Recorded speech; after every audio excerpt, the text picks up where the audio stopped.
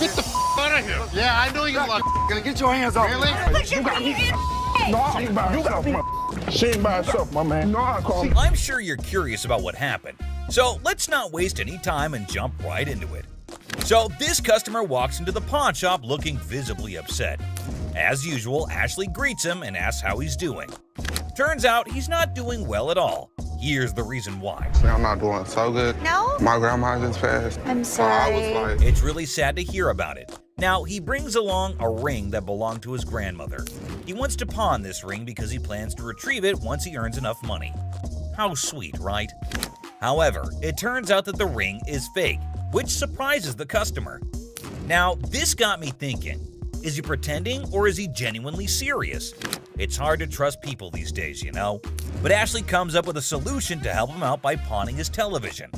Can you guess what his response was? what the I look like pawning my TV?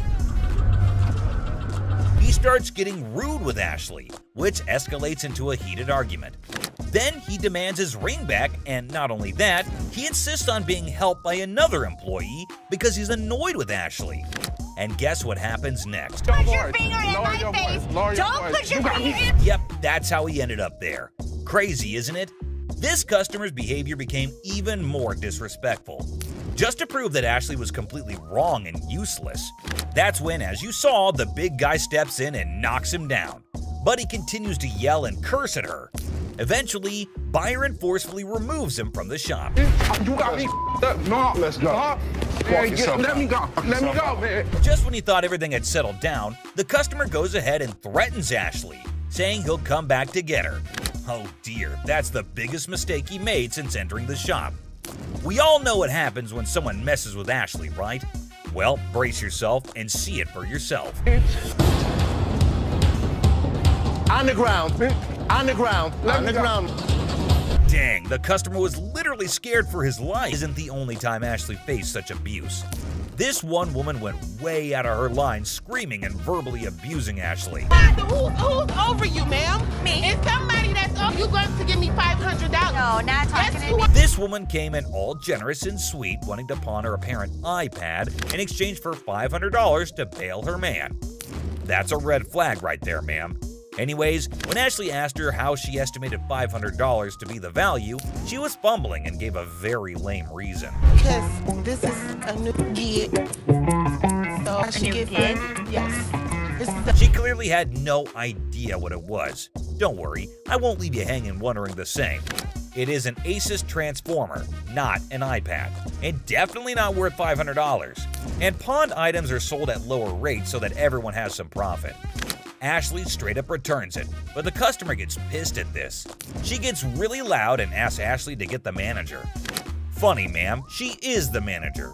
She asks her to get someone above her because she needs that $500. To this, Ashley did the most savagely epic things of all times. She looked around with an air of confidence and said, "Me," asserting herself as the undeniable queen of the room. Oh boy, I bet that moment sent shockwaves through everyone's minds. It was a jaw-dropping, awe-inspiring move that showcased her unapologetic dominance. Talk about a mic drop moment. Ashley truly proved that she reigns supreme, leaving everyone in awe of her sheer badassery. So, I'm gonna ask you to leave. No! I'm not going down my web until you run me mine. Run me. First of all, her voice is bugging my ears so much. The rest of it is just her shouting how Ashley's a bitch, and kept cursing her while security shows her the way out. You don't know me. You don't know me. You do not know me. You threaten me? You're out. You're not. For the last time, good lord, someone please ask her to zip it. And I swear, my poor ears were begging for mercy. But you know what? Kudos to Ashley for taking charge and showing her the exit door. She didn't let anyone rain on her parade and swiftly dealt with the situation like a boss. The store probably let out a collective sigh of relief when she was gone. Dude, just picture the chaos that would go down if your wife found out that you're selling her ring for some sick bike parts. Like seriously, can you imagine? You'd better. And there's this next customer who's legit stuck in that exact nightmare scenario. I kid you not. Nice. Back. And let me tell you, that kind of betrayal cuts deep. It's a breed. Dude's got any sense left in him, he better step up and start doing some major damage control. But sometimes emotions can manifest themselves in unexpected ways, and in this case, it was through a powerful punch. The woman asked Ashley to give her the ring back, and she asked for it quite furiously. Just give them the ring. All right.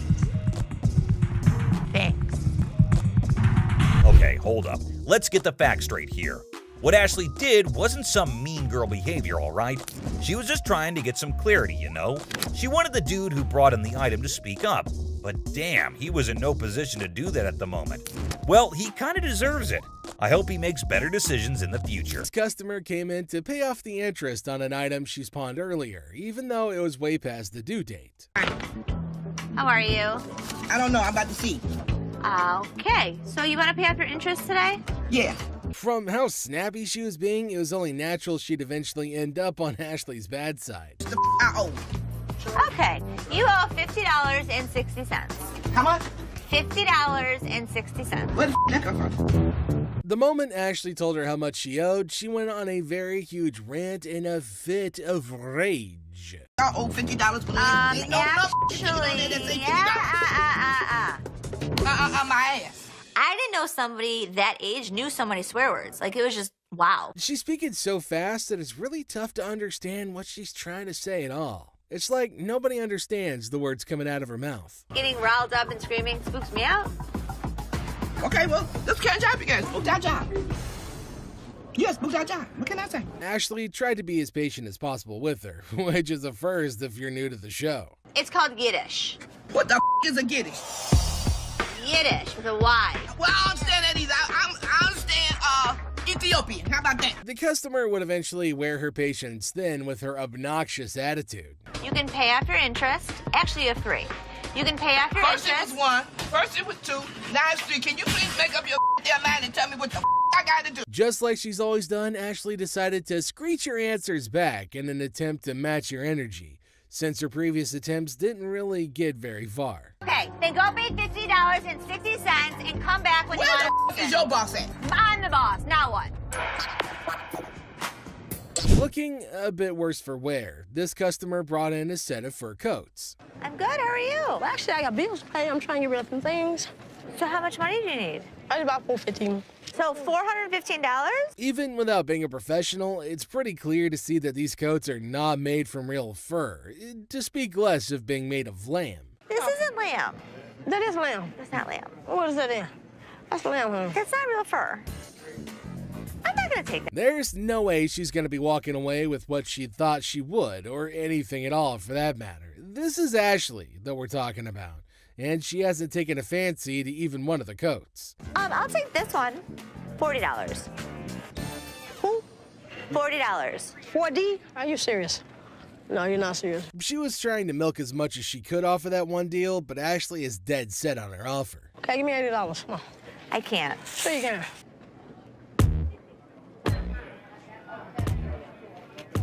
To make sure that things were cool, Byron decided to move closer, the big snuggle bear that he is. Big boy, I like big boys, yeah. You gonna climb up on you, huh? Yep. I say. Ooh, wait, don't get scared now. Come on, Red Ride. What you got? Who's that there? Of all the customers he's met, this lady's probably the first one who's walked out of the store in a very jovial mood. Come on, keep your eyes on prize. Yeah, Surprise, come on. baby. Took it. Yeah, daddy. This customer was trying to sell a piece of jewelry that didn't exactly hit the specific weight to make him eligible to get the amount that he wanted to sell it for. It doesn't weigh enough for us to take it. Ain't no gravity in my... That's a pretty bold request that he's made, especially to an employee of said store. He wants me to take my jewelry off and put it with his so I can give him more than $5. $5. I'm sorry. That's all we can go. We're just not interested. $5. We're not interested. Before he can hold everyone else up, Les manages to get him away from the window. Thank you. So I can't get, nothing for it? Nah, Ain't nothing gonna work? We're not interested. Ain't nothing go with it. I don't know what else you got to go with it. I ain't got nothing to go with. I'm asking y'all for something to go with it. Instead of just getting out of the store after all their business is over, this man decided to take a seat in one of the chairs in the store, which is a big no-no. No, he can go.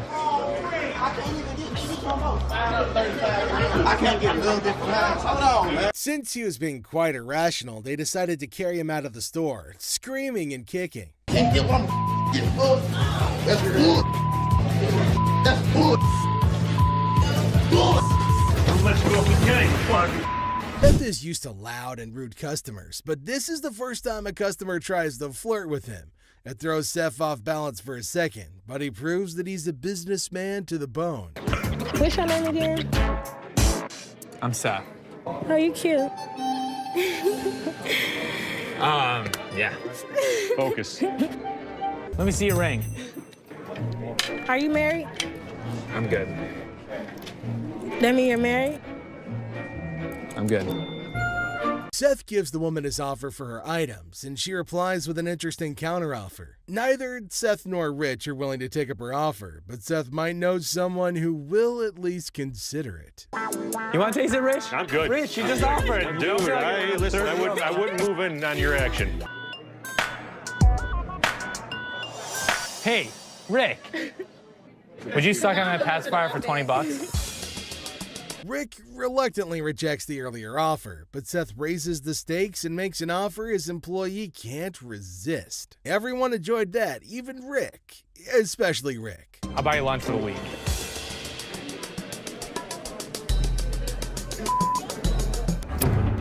Ready?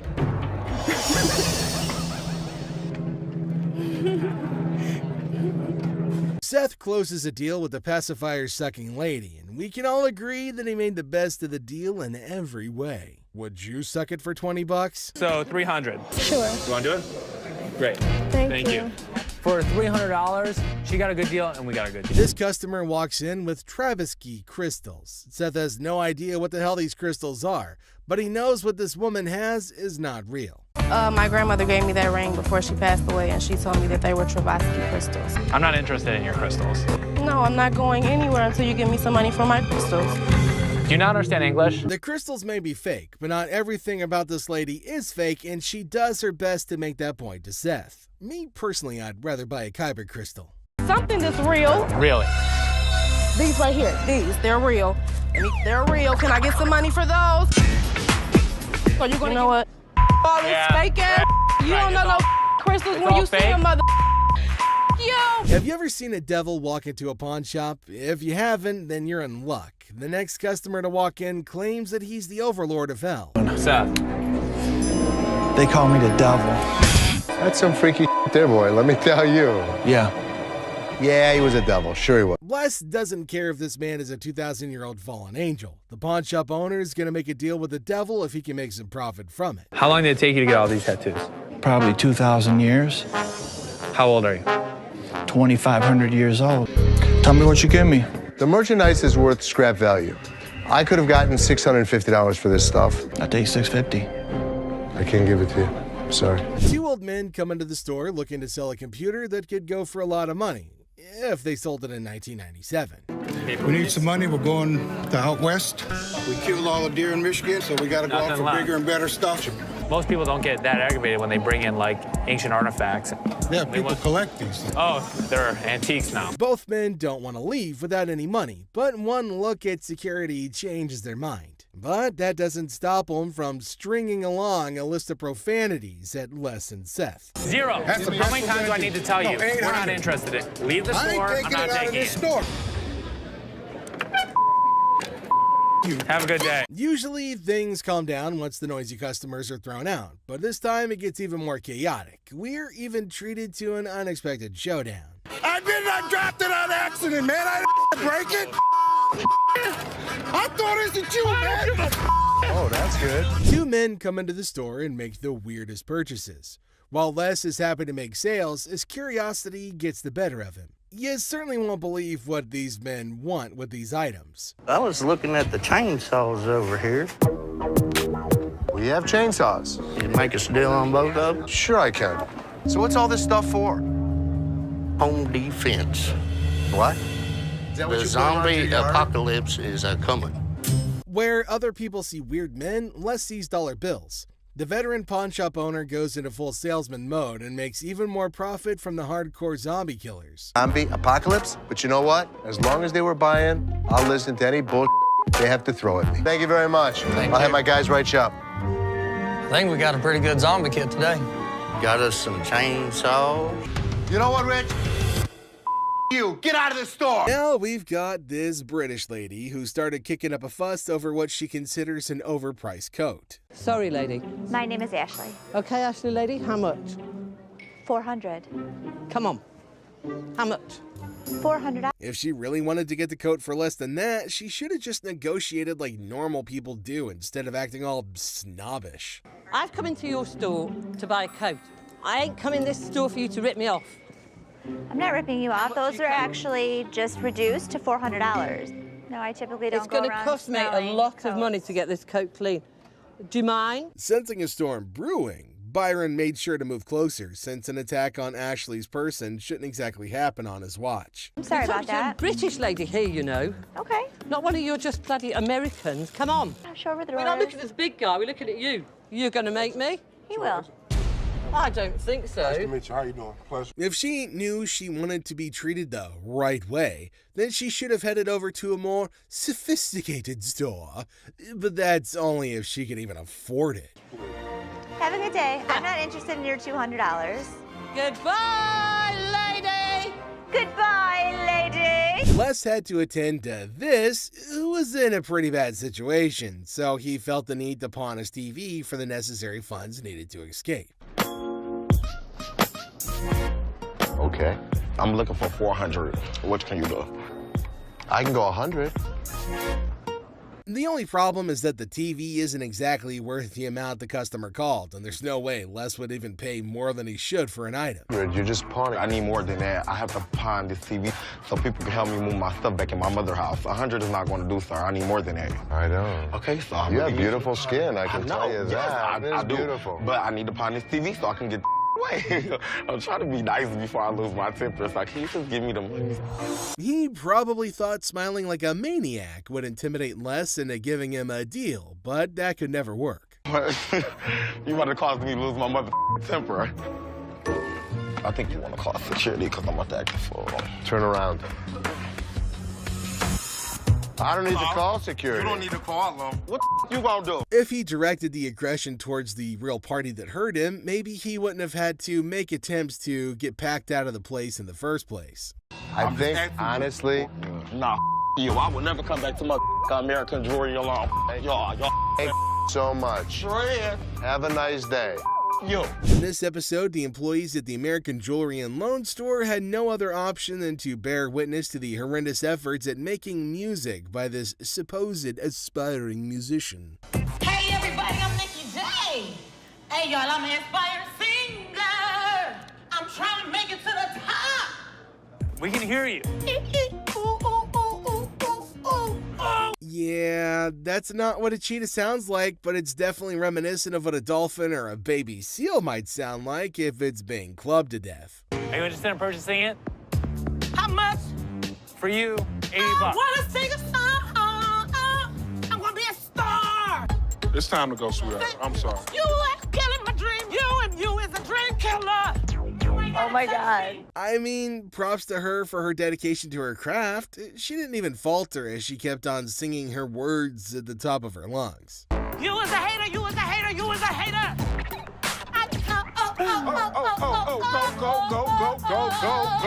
Go home. After giving her the precious attention that she was craving, they eventually got bored and decided not to humor her anymore. No. Pull off. Want to? Come back here. You want to? This customer tried to push a coffee machine he was trying to sell that was in the worst condition ever, claiming that it's brand new. Bro, it's brand new, man. It's 40 bucks. Mm-hmm. I just need to go get a hotel, man. So it's brand new, right? Yeah, man, Okay. $40. Just give me 25, man. It's brand new, still wrapped up in... The audacity to even claim it's brand new with the state it's in, that's just pretty crazy. He must have taken Seth for a fool. I mean, look at it. It's beat up, furry, and... Where was this? Outside the dumpster? His urgency is of no concern to Seth, who just wants to get him out of the store using whatever means necessary, since there's no way he can successfully sell it at all. I'm trying to give you a good when you started screaming. Man, listen, I'm almost done here, man. You are done. You're done. Hold on, man. I ain't going nowhere, man. Josh walks into the pawn shop with this singlet looking like he wore it backwards. Now, there's a really timid-looking young lady behind him who doesn't look happy at all. Well, that's none of Seth's business. All he's got to do is appraise the ring and get some money out of it. Clearly, the Thai guy doesn't get how the market works. I mean, we get that he's in desperate need of money, but the pawn shop's not going to give him a cent more than what his ring is worth. I'm Josh. Josh, nice to meet you. Yeah, I got 2 rings here. I got from my neighbor. I bought from her. Okay. I'd like to get them checked out. Why do you need the money? I need to pay my court fees. I got a DUI, crashed my car. Well, her car. I took her car with a couple friends. Things become awkward when Josh can't stop shutting his girlfriend up. Like, this dude is just a teen and he's got this kind of an attitude. What's going to become of him when he grows up to be a man? Perhaps he might then go physical with women. Honestly, this is ridiculous. Like, he's at fault for smashing the car, and yet he can't stop running his mouth. Tell him what it is. No, don't tell me what to do. Stop talking. Stand behind me. Whoa. What? What's the problem? Tell her to stand behind me. This overinflated ego giant sack of crap is gonna need some disciplining. He isn't even grown, for Christ's sake. Like, where did he learn this nasty attitude from? Now, Seth isn't interested in the transaction anymore. He's already disgusted by this kid's attitude. Honestly, who wouldn't be? I gotta say, it's really satisfying to watch the guard drag him out of the store. You know, if he can't fix his attitude, he shouldn't expect anyone to tolerate him. The simple truth is that girl has got to wake up, and this boy needs to grow up. Stop talking. Dude, seriously, why are you such an ass? No, you need. No, I don't need to. You're in my store. It is my property. business. It's not your property. Do I She's her tell own your person. property what to do? You Get shut out. the. Make me get out. Yeah, I will. Make me get out. Right now. Who the are you? Who the are you? Move on and realize that this guy's a complete tool. So I'm trying to be a good boyfriend, right? We bet the staff at the pawn shop love their job, if for nothing else, at least for the drama that happens every day. Now, this is one funny scenario. A friend escorts her friend to the pawn shop only to realize that the laptop her friend wants to sell was stolen from her. Everyone is confused as the two friends who came together get into a fight. What the hell? You mean to tell me you don't stole my damn laptop and I don't blame them damn kids for this damn laptop? All this damn. Take my mother laptop. Oh well, what ever. I think that these women were fighting. Now, these women are causing a scene, but they don't care at all. At least the fight's not against the staff of the pawn shop, so Les isn't bothered at all. Just when Les was about to hear the full gist, the friend who successfully got her laptop back came back for a rematch. Les is standing looking lost. My laptop. You walk your punk ass home, bitch. You had my laptop all this time, and I'm thinking these down. He didn't got my. The funniest part of it is that the friend who threw things missed them all. She could steal her friend's laptop, but she can't even throw a can at a target? Now, on second thought, this lady's audacity is pretty insane. Did she think that her friend wouldn't notice that it's her laptop, or her friend would just stand there and watch her sell it? I think that these women were fighting over a laptop. You know what? We ain't even friends no motherfucking more. You don't come to my house. At least they weren't yelling at us. Little bony ass bitch. Walk home. Get money, bitch. Walk home. Walk home. A man walks in with a unique Native American artifact, and Seth loves it. Things go south when the seller uses Ashley's joke on her. Now, Ashley doesn't like it, and Seth isn't helping matters either. The problem is that Ashley is too emotional to be a businesswoman sometimes. So, the pawn shop loses an artifact because of an innocent joke that was even apologized for. And to think that Ashley started it makes it even more ridiculous. Good. How you doing? Got a few Native American artifacts here for you. This is a tomahawk right here. This is the war club. Resembles you, doesn't it? It's closer to you. It is, right? It's the same color hair. $90? No, actually, I'm not interested. He was rude, Seth. He was just joking. He was not joking. My sister takes things way too personally. He was rude. Don't know. And what the you gonna do, old man? What the badass? As you can see, I'm a badass. They say to be confident when making an offer, but this guy took his confidence freaking overboard. What part of Les does not need his services does Mark not understand? Do you have a company out that does any of your, watches your lot or anything like that, takes any of the cars out? We do. Okay, how's that working out for you? It's working out great. I'd like the opportunity to maybe go over some paperwork with you. We don't have that problem because we have fences around the building. Well, we've done a couple other business around here. I don't think you're understanding what I'm saying. This is gonna be our business as well. No, it's definitely not going to be. I'm not interested. You old man, you and you guys are running this sale right here at this whole Here's the way it's going to work, sir. You can leave nicely. Disrespecting Ashley. This man is on the hunt through the shop, spotting a bed-cum table. He's got a plan for some store-wide spotlight drama. Look what he has to say. This is a sex table, baby, right? Couch. Fresh in a new city? The furniture hunt's on. And guess where you score budget-friendly items? Yep, the pawn shop. Have a look. We have used furniture, and we give deals. Our used furniture sometimes has things on it. Why is it so freaking dirty, man? Because it's used. That's why it's $397.77. Really? Well, I only got $200. What's the dilemma here, man? Buying a used sofa at a pawn store and expecting showroom shine? Your brain might not function properly to have such an expectation, sir. Let me try this out, man. I'll tell you what, my shoes are cleaner than this couch. Then don't buy it. Make me a deal. I got cash in my pocket, man. Wow, Come on, man. $200. Come on. Did you catch the words he just uttered? Mr. Couch is clueless about the league he's stepping into. Time for him to gear up because less is on the horizon. Okay, it's time to go. Come on, man. Come on. Here we go. Yeah, come on, man. Here, come yeah, on. man. Come on. Right. Don't make my... Come on, man. This is how we do it in the D. Yeah. Walk out. Walk out, my man. Deal with the devil. Here's a spooky one. This might not be your regular Tuesday, because this time, the devil isn't at the crossroads, but at the pawn shop trying to sell his gold for cash. How old are you? 2,500 years old. Great. I finally got to meet somebody that's older than my dad. So how can I help you today? I want to get rid of this gold. I don't want gold. I want money. I think he's crazy.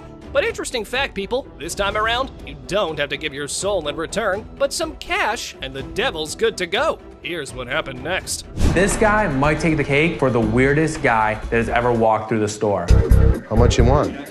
Tell me what you give me. I could have gotten $650 for this stuff. Can't do it. Maybe $650. Les hasn't ever made a deal with the devil. But this time around, he's willing to crack this one, being ready to outwit even the marked trickster. You want $610? I take $650. I can't give it to you.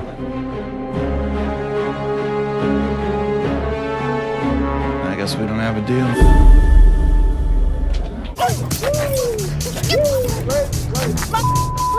Watch your punk ass up, but you ain't getting my motherfucking car, you bitch. I got my laptop home. I ain't leaving this bitch till you give me my money. I need my mother Time to go. I need a laptop. This has happened before. I'm waiting for 20 minutes and Roddy doesn't show up to get this laptop, like if he's on break or if he's gone. The manager that I asked didn't come get the laptop, so I'll just... Leslie decides to fire Justin since his actions breached his trust. You broke my trust. And because of that, Justin, you're fired. I don't know if Justin did steal anything, but you can't have people that you don't trust. This attends to a very strange customer who walks into the shop with an imaginary companion. A man walks into the shop with hopes of trading in his faulty phone for another. Hey, what's up, dog? How you doing? I just got this phone that I bought here like 2-3 days ago, and that... Did you download a camera function? No, it clearly got a camera. Why would I have to download it? Just asking. The customer reveals he didn't bring a receipt with him. A very fatal mistake. Receipt? Just get me enough. That's all I'm asking for. As soon as you give me that receipt, I can see what I can do for you. So Clearly, I have you need to tell to you fix this that or... without the receipt, there's nothing I can do for you. And getting somebody. Rich tries to turn the man away. However, he remains unrelenting. Ago, yeah, you did, cuz. What kind of phone is it? It's an iPhone, clearly. Yeah, but we haven't had one of those out for sale since I've been here in 6 months. I mean, I just seen you in 2 weeks. The customer tried to point out the employee who sold him the phone. However, he outed himself as a liar when he made mention of a time frame different from the one he called out earlier. Yes, I clearly did. Thank you very much. I appreciate you coming on over here. You can go back to selling that computer. No, hold on. No. Don't touch him and let him go. Man, you and your mohawk, shut the hell up. My mohawk doesn't talk. I talked to the manager or somebody. The goatee is the manager, and he's telling you to either give me a receipt or get the hell. Without any evidence to back the man's claim, Rich asks him to take his leave. These phones right here, what about that one right there? Did that one work? Pull the things up over your ears a little because you clearly can't hear me. There, it's off. Phone work. It's a simple question. Does phone work? You know what? Can you go show him how it works? Take a picture out in the parking lot. Having had enough of his rude countenance, Rich asks for help in kicking the man out. Okay, just don't touch me then. I'm gonna be back. I'm coming for my money. Clear? Send me a picture of the receipt from your phone. The man and his girlfriend meet Seth with the hopes of making a trade. He told me he spent $1,000. They're not real. They're not real. No. The man tries to stop his girlfriend from trading in the earrings he got for her so he can... The woman accuses Ashley of selling a fake item to her. Hi. How you doing? Good, how are you? I asked for a chinchilla scarf. Yeah. And you sold me a rabbit. This look like chinchilla to you? How much did you spend? Do you remember that? I know I spent the grip. Grip. Ashley tries to get a handle on the situation at hand. Okay. How do you know it's rabbit? I guess my girl told me. She threw it back at me and told me this ain't chinchilla, this is rabbit. After the customer revealed how she came to the conclusion that the item was a fake, Ashley denies having sold the item to her. I didn't sell you this. You sold me this. Do you have your receipt? I don't have a receipt. It's in your... The receipt's in my... To confirm if she really bought the item from the shop, Ashley asks for a receipt. However, the woman maintains a confrontational stance. You sold me this for real. I ain't leaving here until I get money back. That is Bub's money right there. Ashley could only stare in shock as the woman put out her argument. Yes. Look at it. It's slapped it in. Look at that. Ain't nothing chinchilla about it. I want my money now. Take that home if you want to, but I want my money, that's all. Have a good day. That was nice on you. Well, Byron tried to escort the woman out of the shop before the situation got worse. man, I spent your money up in this bitch. Why you so violent, girl? Go on up out of here. Try to be nice to you. Now you're gonna leave it? You wear that. Two ladies walk into the shop, heading over to the redemption section of the shop to reclaim a ring they'd allegedly bought. That's my ticket, and I found my ring.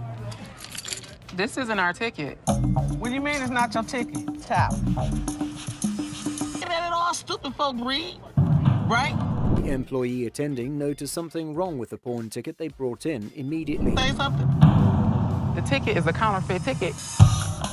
No, nothing. Or $9,000. And if you ain't got it, come from behind this glass so I can whoop. I'll go get Les to go get. Les decides to head over to confront the woman who had taken to harassing his employee when she failed to bow to their demand. Come on, Les. I drove all the way home to get that ticket. Uh-huh. Okay. And I need to make sure it's here then. Not our ticket. What you mean it ain't your ticket? It say American Jewelry? And it may say that. No, The issue is, this is a counterfeit ticket. When Les reveals the ticket they brought in is a fake, the two quickly beat a hasty retreat, all while threatening to bring in a lawyer. Y'all some bull. Y'all on some straight up bull. Bet you y'all gonna pay me for this $10,000 ring. Of course we are. I will be back with my attorney. I'll be more than happy to explain it to them. I wanna hear it! I can get loud just like you and make a scene if you want. Or you can act like a lady. The customer is always right. It's time to go. I'm yours. I want to see you walk outside. Come on. Rude customers making unreasonable demands. Pretty violent women who can't keep their hands to themselves, and silly delusional customers who are more trouble than ever. These are the times the staff at the American Jewelry and Loan have had to deal with Karens. First up is this customer who came in hoping to get her son a gift. Hi, how you doing today? I'm good today. I wanted to find something nice for my son. But she must be demented, since she kept on claiming she dropped a phone on the display case when she clearly didn't. Where the hell is my phone? Something wrong? Yeah, my phone. I just let Did you take my phone? Take your phone. Things went even further south when she decided to accuse the lady standing right beside her of being a thief. Don't touch me, yo. You better get off because get the manager. You don't touch me. When it devolved into a true scuffle, Karen had no other option than to kick the two out before they could cause even more of a disturbance. Y'all better get this lady because I ain't got nothing. Please, yo, listen. Crazy. I'm out of here, yo. Through her clearly demented act, the lady managed to chase away a potential customer. Nobody don't got time for this. Yo, get this old ass lady. You better get my phone. You better your damn business. Man, go check your car. Quit beating up on that girl. The psycho lady was even ready to lay hands on her cane, to be precise on Karen, and she would have too if Byron the bear wasn't there to put a stop to her shenanigans. She didn't walk away with nothing. She just walked. Yeah, all right. Man, don't hurt nobody. And watch how you use that cane. Shut the hell up. You got grandkids? These two guys roll up to the pawn shop claiming they got hustled out of their laptops and dropping hints that a shop employee might be in on it. Tough back. There's two guys out here that are saying they were scammed out of their laptops. Les, the big boss, gets called in to handle this mess. As the duo spills their story, turns out they handed their laptops to some lady outside the shop, lured in by the promise of cash and laptop return. Tell me.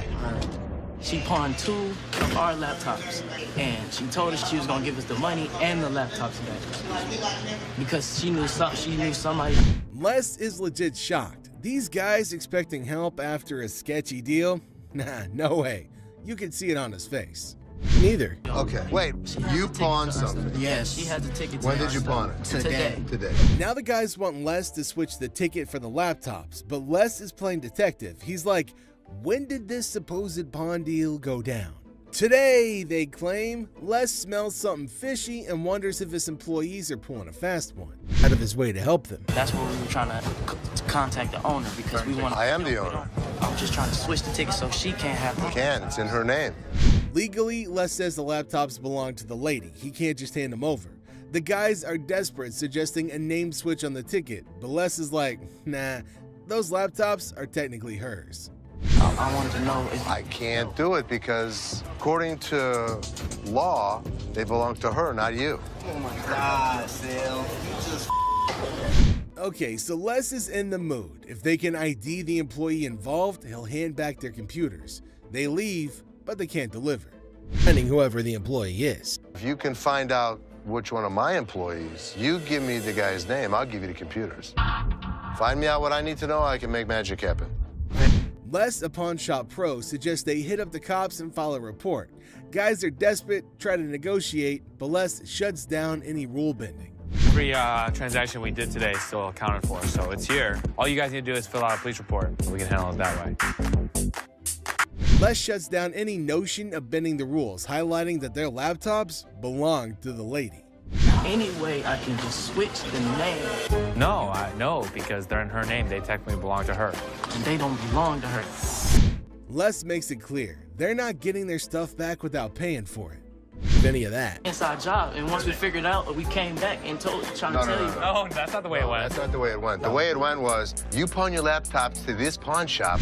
Les drops the truth bomb. No laptops without paying. It's a lesson on greed. Here's the way it works. Nobody gets out of pawn without paying for it, and nothing goes out the back door. The boy still thought hold table, but out of nowhere, he switches to R-rated mode, throwing around some colorful language. Let me lay on this mother. This is a sex table? Damn, I'll get some on this mother boy. Come on, Ashley, man. Les isn't having any of it. Bitch, that's who I've been screaming for. Come here. Get your ass over and shut up. He's like, Ashley, we need backup. Shut this down. Now it's getting wild. Dude is on a bed. Les steps in and drops the truth bomb. We're not turning this place into a free-for-all. But hold on, he's not just playing referee. There's the threat of a face kick. Yikes. Really? We don't think so? You don't disrespect my daughter-in-law? Les isn't messing around. He tells the customer to get off the bed, making it crystal clear, don't mess with my family. It's family. I'll tear that up, boy. I'll tear that up. Tear that out of here. Understand that? The customer throws out an apology, but man, what a scene, right? With my kid. I'm sorry, man. Don't with my kid. I'm sorry, Les. I'm sorry, man. This guy, Mark Hollingsworth, waltzes into the shop with a kind of sketchy idea. He's all like, I own this company dealing with watches, cars, and parking problems. But trust me, his sales pitch is as smooth as sandpaper. Yes, Mark Hollingsworth. Mark Hollingsworth. Do you have a company that does any of your, watches your lot or anything like that, takes any of the cars out? We do. Right off the bat, it's clear Mark's trying some passive-aggressive marketing. Les isn't buying it, though. Mark's still pushing, suggesting towing away illegally parked cars. Les, smelling potential scams, puts his foot down. No signing anything. Better business venture than what? Well, then probably what you're working out right now. Man, I must be missing something. Okay, well, there's nothing to be missing. If somebody's parked illegally, we want to be... Tension builds as Mark insists on linking their businesses. Les draws the line saying Mark can't come in and shake him down. It gets really intense and Les gives Mark an ultimatum. Leave or get tossed out. I want the business. We're kind of working the area right here. What does that mean? Well, I'm going to give you... Les, not one to back down, successfully kicks Mark out. Mark, feeling a bit defiant, says he'll be back, but Les isn't bothered. He's like, "You're not welcome here." But he just won't get a clue. This is going to be our business as well. No, it's definitely not going to be. Listen. No, you listen. You are not coming into my business and trying... Very nice way to promote a business. Right here, Here's the way it's going to work, sir. You can leave nicely, or we can throw your ass out. I tried coming in Nobody here. comes in here shaking me down. Do you understand that? Les has got grit and refuses to fall for dodgy deals. Mark's attempt to twist his way into a business thing totally backfires, leaving Les with one message. His pawn shop isn't a playground for shady schemes. I'm not leaving anywhere right there. Yeah, of course you're not. I'll be back in this. All right, come on back. And him, and... Well, at least they managed to... Tiffany watch. A man's got an antique Tiffany watch and a burning desire to sell it to the pawn queen, Ashley. But hold on to your goats. There's a twist coming. I've already done a little bit of research on this thing. This watch is 160 years old plus, at least. And you've had offers of $3,200 and you want more. I do. It's gorgeous. There's old mine-cut diamonds on this. This could be worth thousands of dollars. I need my dad's help. Our jewelry-selling farmer decides to bring a goat as his lucky charm while dealing with the boss lady. But the real question remains, is the Tiffany watch the real deal? This watch could be worth a fortune. Does it say Tiffany in it? Nowhere inside. That's the problem. So, couple things. Why would Tiffany not want to buy it? They don't actually do that at Tiffany's in New York, so they won't authenticate it. They don't authenticate items that aren't genuine, sir. Like this cheap knockoff. You better go put that back in your pocket. And get going now. The movement in the watch is not Tiffany. Tiffany did make their own movements. Another thing that makes us believe that it's not Tiffany is the way the diamonds are set. 160 years ago? Tiffany would have normally set them better. More professionally. Even back then. I can pop it back on. It's no big deal. It should pop on pretty easy. No cables. No, we can't go for that one. PS3. This dude looks like a goon from GTA. He came to the pawn shop to reclaim his PS3. I know, folks. The description of the man makes the whole scene more interesting. I'm just trying to get my I got a brand new PlayStation 3 up in this bitch. You know what it is. Let me just get my in the line like everybody else. I'm just saying, I've been standing. Stop yelling. What the are you yelling about? I'm just saying, I want you to be able to hear me through this window. That's kind even. Give your slip, get your item, and get out, bro. But wait, there is a twist we all been waiting for from our protagonist. This ain't mine. This the wrong one right here. This is, I don't know who it is. It ain't mine. I mean, check this. Look, mine's brand new out the box. What is this? Yours. The minute he brought it in, we bagged it and labeled it. Oh man, why do they always have to threaten the old man when things can be sorted through negotiation? But anyway, here's the inevitable. Hey, get your hands up off me, big fella. Straight the up, boy. Get your hands off of me right now. I swear to God, if y'all don't give me my PlayStation, I'll call 30 goons up here right now. Call them. I'll call 30, 40 goons up here right now. Today we've got Seth bringing in something that's blowing everyone's mind. And boy, is he in for a shock.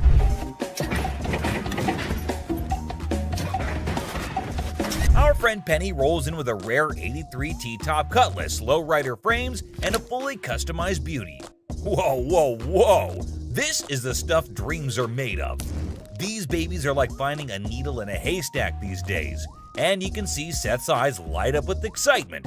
Easy there, Seth, don't get too carried away. We see all types of old cars come through the store. Does it do the four-wheel hop? It could if you wanted it to. This amazing car is decked out with 4 switches and can hop up to 72 inches in the front. And guess what? If you're up for it, it can even do a 4-wheel hop. Talk about a versatile ride. If you wanted to, it's equipped to. But it's very rare we see a tricked out car that actually jumps off the ground. This car is the real deal, folks. It's got all the bells and whistles you could imagine.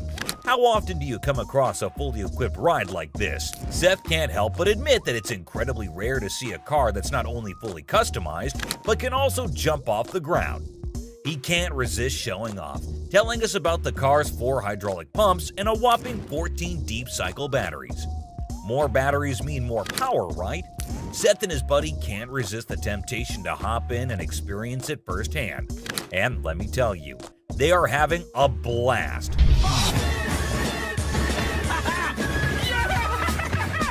Now, Seth really wants this car, but he wants it at the right price. Penny, on the other hand, is hoping to fetch $12,000 for it. Will Seth bite the bullet and make the deal? Well, here's the twist. How about $4,000? Seth is only willing to dish out $4,000 for it. Whoa, talk about a huge drop. You can see the disappointment on Penny's face. He explains that he spent $4,000 just on the paint job alone. After some negotiation, Penny agrees to settle for $10,000. But Seth tries to push it further, offering $7,000. You know he wants it. It's very rare we see a tricked out car that actually jumps off the... Penny, being the wise guy he is, doesn't take the deal. In the end, they part ways on good terms. Well, folks, let's hope Penny finds another buyer who's willing to meet his price for this fully customized car. It's always a thrill to see unique items like this in the pawn shop, and who knows what will come through those doors next. Stay tuned for more pawn shop adventures. But here comes another gem-filled day at Les's pawn shop. We have a woman who's brought in some stones she discovered at her late grandmother's house. Her goal? To gather enough cash to cover her dear grandma's funeral expenses. Poor thing, she's not quite sure about the value of these stones and is expecting to receive a modest sum for them. Younger. How much did you want for these? Anything would help, like $50 or $100. Enter Ashley, who wants to assist but has serious doubts about the authenticity of these gems. Who knows what other surprises await us in the future? Stay tuned, folks, because the adventure at Les's pawn shop is far from over. Hold on to your seats because this next guy is about to unleash some of the rarest goodies on the market. 5, 6. Brace yourselves, space geeks, because this is gonna blow your mind. So this guy rolls up with a bunch of crates, and let me tell you, the anticipation is real. Got a couple things. I have some Star Trek things, and I also have things from NASA. He's got some seriously cool stuff from the Star Trek universe, and even NASA. I mean, come on, that's pretty awesome. It's clear that this dude is a space enthusiast through and through, and his collection is off the charts. Honestly, it's a total flex. Like, seriously, you gotta take a look at this thing. This is all the kind of stuff that you're into. Now, here's the kicker. Ashley confesses that she and her brother aren't exactly die-hard Star Trek fans. But guess what? Every time they get anything Star Trek related in their shop, it flies off the shelves. I'm not a Trekkie girl, my brother's not a Trekkie guy, but when we get Star Trek stuff in here, it flies off. Talk about a lucky break, huh? This guy managed to gather all these valuable items from various Star Trek conventions across the country, thanks to his gig as a truck driver. Talk about dedication to the cause. But wait, it gets even better. He pulls out this kit from Paramount Studios, which is a seriously impressive piece in his collection. To give to radio station to run ads for the show. And it's an authentic set that was sent to a TV executive when Deep Space Nine first hit the screens. Now that's some next level stuff right there. You can't help but appreciate the sheer coolness of it all. Here's the catch though. All this awesomeness comes at a price, and Seth, our shop owner, is taken aback by the asking price. This was $1,000? Yes. Wow. $1,000? Yes. Why? Why is that so Because much it's custom built and it all lights up and works. The guy wants a whopping $1,200 for everything, unless ever the savvy negotiator tries to bring it down to $700. It seems like a stalemate, but fear not, because Ashley steps in with her clever thinking. After some intense back and forth, Ashley manages to strike a deal. 7,800. She works her magic and secures all these incredible items for just $800. Can you believe it? Talk about a happy ending. Everyone walks away satisfied. The customer gets a fair price, and our shop owners have some killer new additions to their inventory. Who knew that a truck driver with a passion for Star Trek could bring so much excitement to our little shop? It just goes to show you never know what surprises are waiting around the corner. I kid you not. This next guy just pulled up with a true gem. Check her taxi cab. I don't know about the original miles. Meter still. Can you even fathom it? It's none other than a 1982 checkered cab. Whoa, now that's what I call antique. Take a gander at this beauty. It's in remarkable condition. It's evident that the owner showered this car with lots of love and care. Kudos to him. Did you call for a cab? Did you call for a cab? Now, hold on to your hats because there's more to this story. Our daring duo, Les and Seth, decided to peek under the hood. Lo and behold, their jaws dropped. Look at that thing purr. Don't you lose money because you get there quicker? And it all goes... The engine looks splendid, almost brand new. How cool is that? But wait, there's a fascinating tidbit about this cab. Back in the day, they used to write the rates right on the taxi door itself. Talk about genius. This way, the rates were fixed, making it easier to attract customers. It's a shame we don't see this kind of thoughtful detail nowadays. The door. Did you see the rates on the door? Yeah, I did. The shut up one is one I like. And guess what? This car enthusiast doesn't just have one of these incredible cabs, but a whopping total of 4. 4, my friends! And out of all his prized possessions, he decided to part ways with one and sell it to this very pawn shop. As long as the price is right and it's in good condition, we can make a profit. Boy, oh boy, Les and Seth should count their lucky stars. Now brace yourselves for the asking price. This customer is seeking a jaw-dropping $10,000. Can you believe it? Les, being the inquisitive one, questions the reason behind such a hefty sum for what seems to be a mere antique car. Sensibly, Seth suggests that the customer take the car for a spin, just to ensure everything is running smoothly. Perhaps then they'll be able to negotiate a fair price. Good thinking, Seth.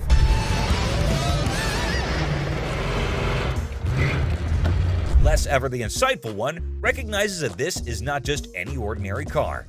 It's a masterpiece, a truly unique item.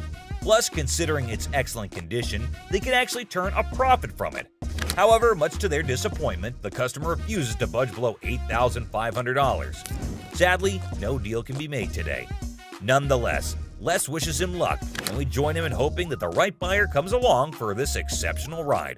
Fingers crossed. Les gets this customer who's trying to sell a watch she apparently... That's the bitch won this one, all right? Ever came in hoping to pawn his rosary, claiming it was an antique. It's been passed down from generation to generation to generation. Now it's mine, and I'm trying to put you in the game with this crystal. Just because it's old doesn't make it a really valuable item, but it seems this man doesn't want to acknowledge that at all. So, how much can I get? Well, you can't get anything. It's not diamonds, it's not gold, it's just crystals. Honestly, I think Les has said all there is that needs to be said, but we'll just have to, make things clear. He's got no other choice than to repeat himself. How much would you pawn this for? I won't take that in pawn because we only take precious metal. Well, this is precious. To you.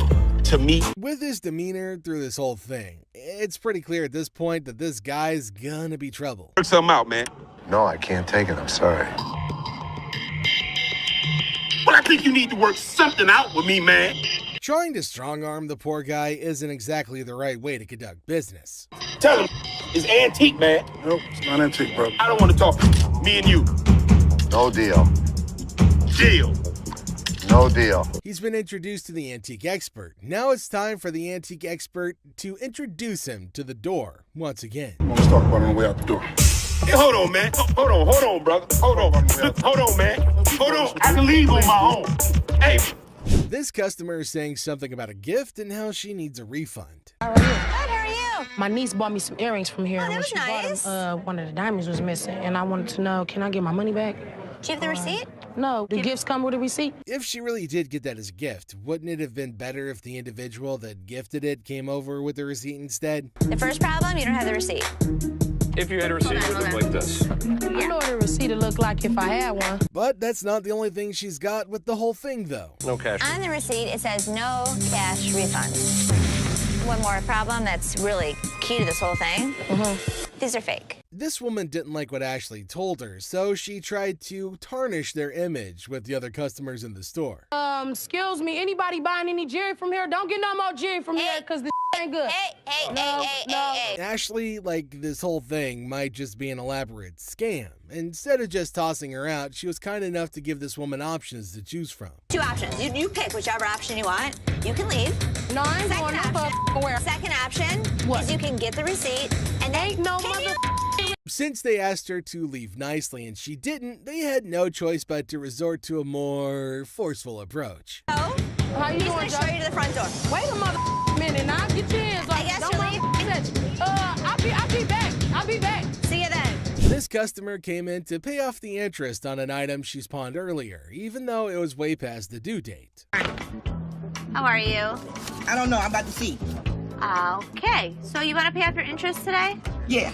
From how snappy she was being, it was only natural she'd eventually end up on Ashley's bad side. Okay. You owe $50.60. How much? $50.60. Where the that come from? The moment Ashley told her how much she owed, she went on a very huge rant in a fit of rage. I owe $50 for Actually, my ass. I didn't know somebody that age knew so many swear words. Like, it was just, wow. She's speaking so fast that it's really tough to understand what she's trying to say at all. It's like nobody understands the words coming out of her mouth. Getting riled up and screaming spooks me out. Okay, well, let's catch up again. Spook that job. Yes, spook that job. What can I say? Ashley tried to be as patient as possible with her, which is a first if you're new to the show. It's called Yiddish. What the is a Yiddish? Yiddish with a Y. Well, I understand that either. I understand Ethiopian. How about that? The customer would eventually wear her patience thin with her obnoxious attitude. You can pay off your interest. Actually, you have three. You can pay off your First interest. it was one. First it was two. Now it's three. Can you please make up your damn mind and tell me what the I gotta do? Just like she's always done, Ashley decided to screech her answers back in an attempt to match her energy, since her previous attempts didn't really get very far. Okay, then go pay $50.60 and come back when you want to. Where the is your boss at? I'm the boss. Now what? Looking a bit worse for wear, this customer brought in a set of fur coats. I'm good. How are you? Well, actually, I got bills to pay. I'm trying to get rid of some things. So how much money do you need? I need about $415. So $415? Even without being a professional, it's pretty clear to see that these coats are not made from real fur, to speak less of being made of lamb. This isn't lamb. That is lamb. That's not lamb. What is that in? That's lamb, honey. That's not real fur. I'm not gonna take that. There's no way she's gonna be walking away with what she thought she would, or anything at all for that matter. This is Ashley that we're talking about, and she hasn't taken a fancy to even one of the coats. I'll take this one. $40. Who? $40. 4D? Are you serious? No, you're not serious. She was trying to milk as much as she could off of that one deal, but Ashley is dead set on her offer. Okay, give me $80. Come on. I can't. Sure you can.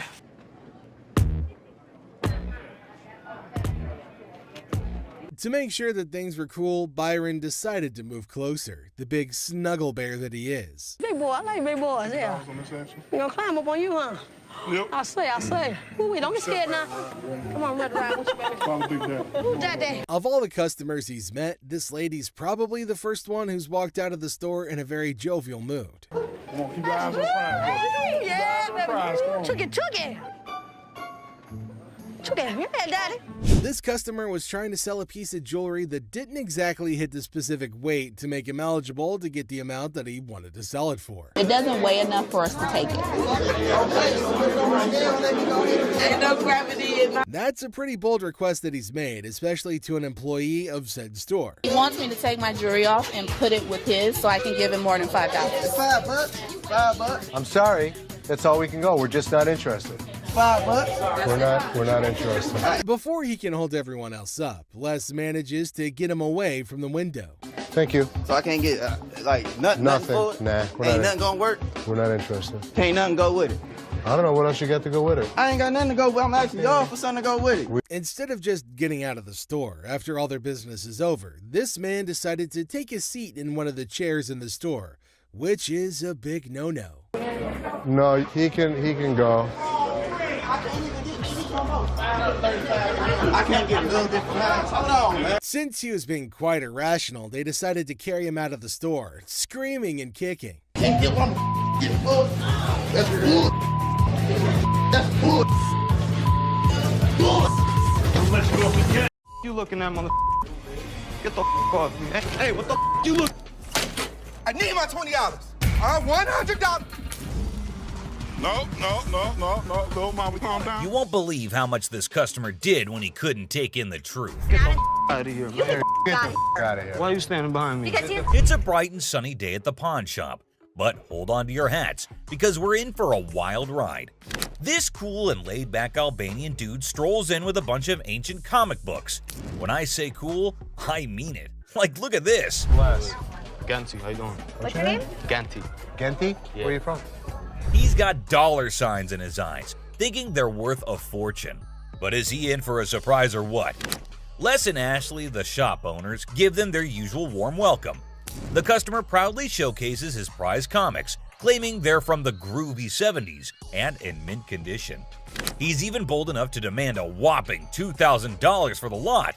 What? They are shocked. How much did you want for him? I was looking around 2,000, man. $2,000. But our savvy Ashley ain't falling for it. She spots the bent corners and unimpressive preservation, grilling the customer about their sorry state. Poor fella, he's speechless. Didn't see that coming, did he? Do you see the edges? That's just one of them. Come on. No, actually, that's all. Ashley cuts straight to the chase and offers a jaw-dropping $5 for the entire stack. Yep, you heard it right. A gigantic drop from his lofty $2,000 expectation. Naturally, our customer isn't happy with the lowball and tries to haggle. But kudos to Ashley and Les. They hold their ground, eventually nudging the price up to a massive $6. Come on, you guys, just work with me a little bit. Give me something, you know what I mean? 6? And that's when things go from zero to chaos. Our previously calm customer suddenly loses it, accusing the shop of playing mind games. Leslie tries to calm him down, reassuring him they're not joking around. But no, he won't take their word for it. He insists on verifying the authenticity of the comics, and Ashley's response takes him to new levels of shock. From the 1970s. So am I. I don't go for you. Oh boy, buckle up, because it's all downhill from here. The customer starts swearing up a storm, slamming the table like a man possessed. He's convinced he's being duped, and boy is he fuming. Like you're playing me right now, because I know this is worth way more than $6. The situation gets so out of hand that a burly bodyguard has to step in and escort him out. But wait, there's more. Right before leaving, he pulls a move that really ticks off another customer. Talk about adding fuel to the fire. Get the off me. Hey, what the you look? Come here. Next thing you know, we're witnessing an impromptu street brawl right inside the shop. These two customers throw punches like they're in a heavyweight championship match. And let me tell you, it's a hilarious sight to behold. Someone fuck me. You little bitch. Eventually, the bodyguards swoop in like superheroes and drag both fighters out. Man, talk about a show. After the dust settles, our Albanian friend tries to save face with a final quip. I'm Albanian, baby! Well, my friend, you've certainly lived up to that fiery reputation of yours. What a roller coaster of a pawn shop experience, folks. Next up, just another regular day at the pawn shop. People coming and going. Some happy, some not so much. Hold on, bro. Hold on. Let me prove my point. Now here's a guy who walks in hoping to get a loan of $100 for his gold chain.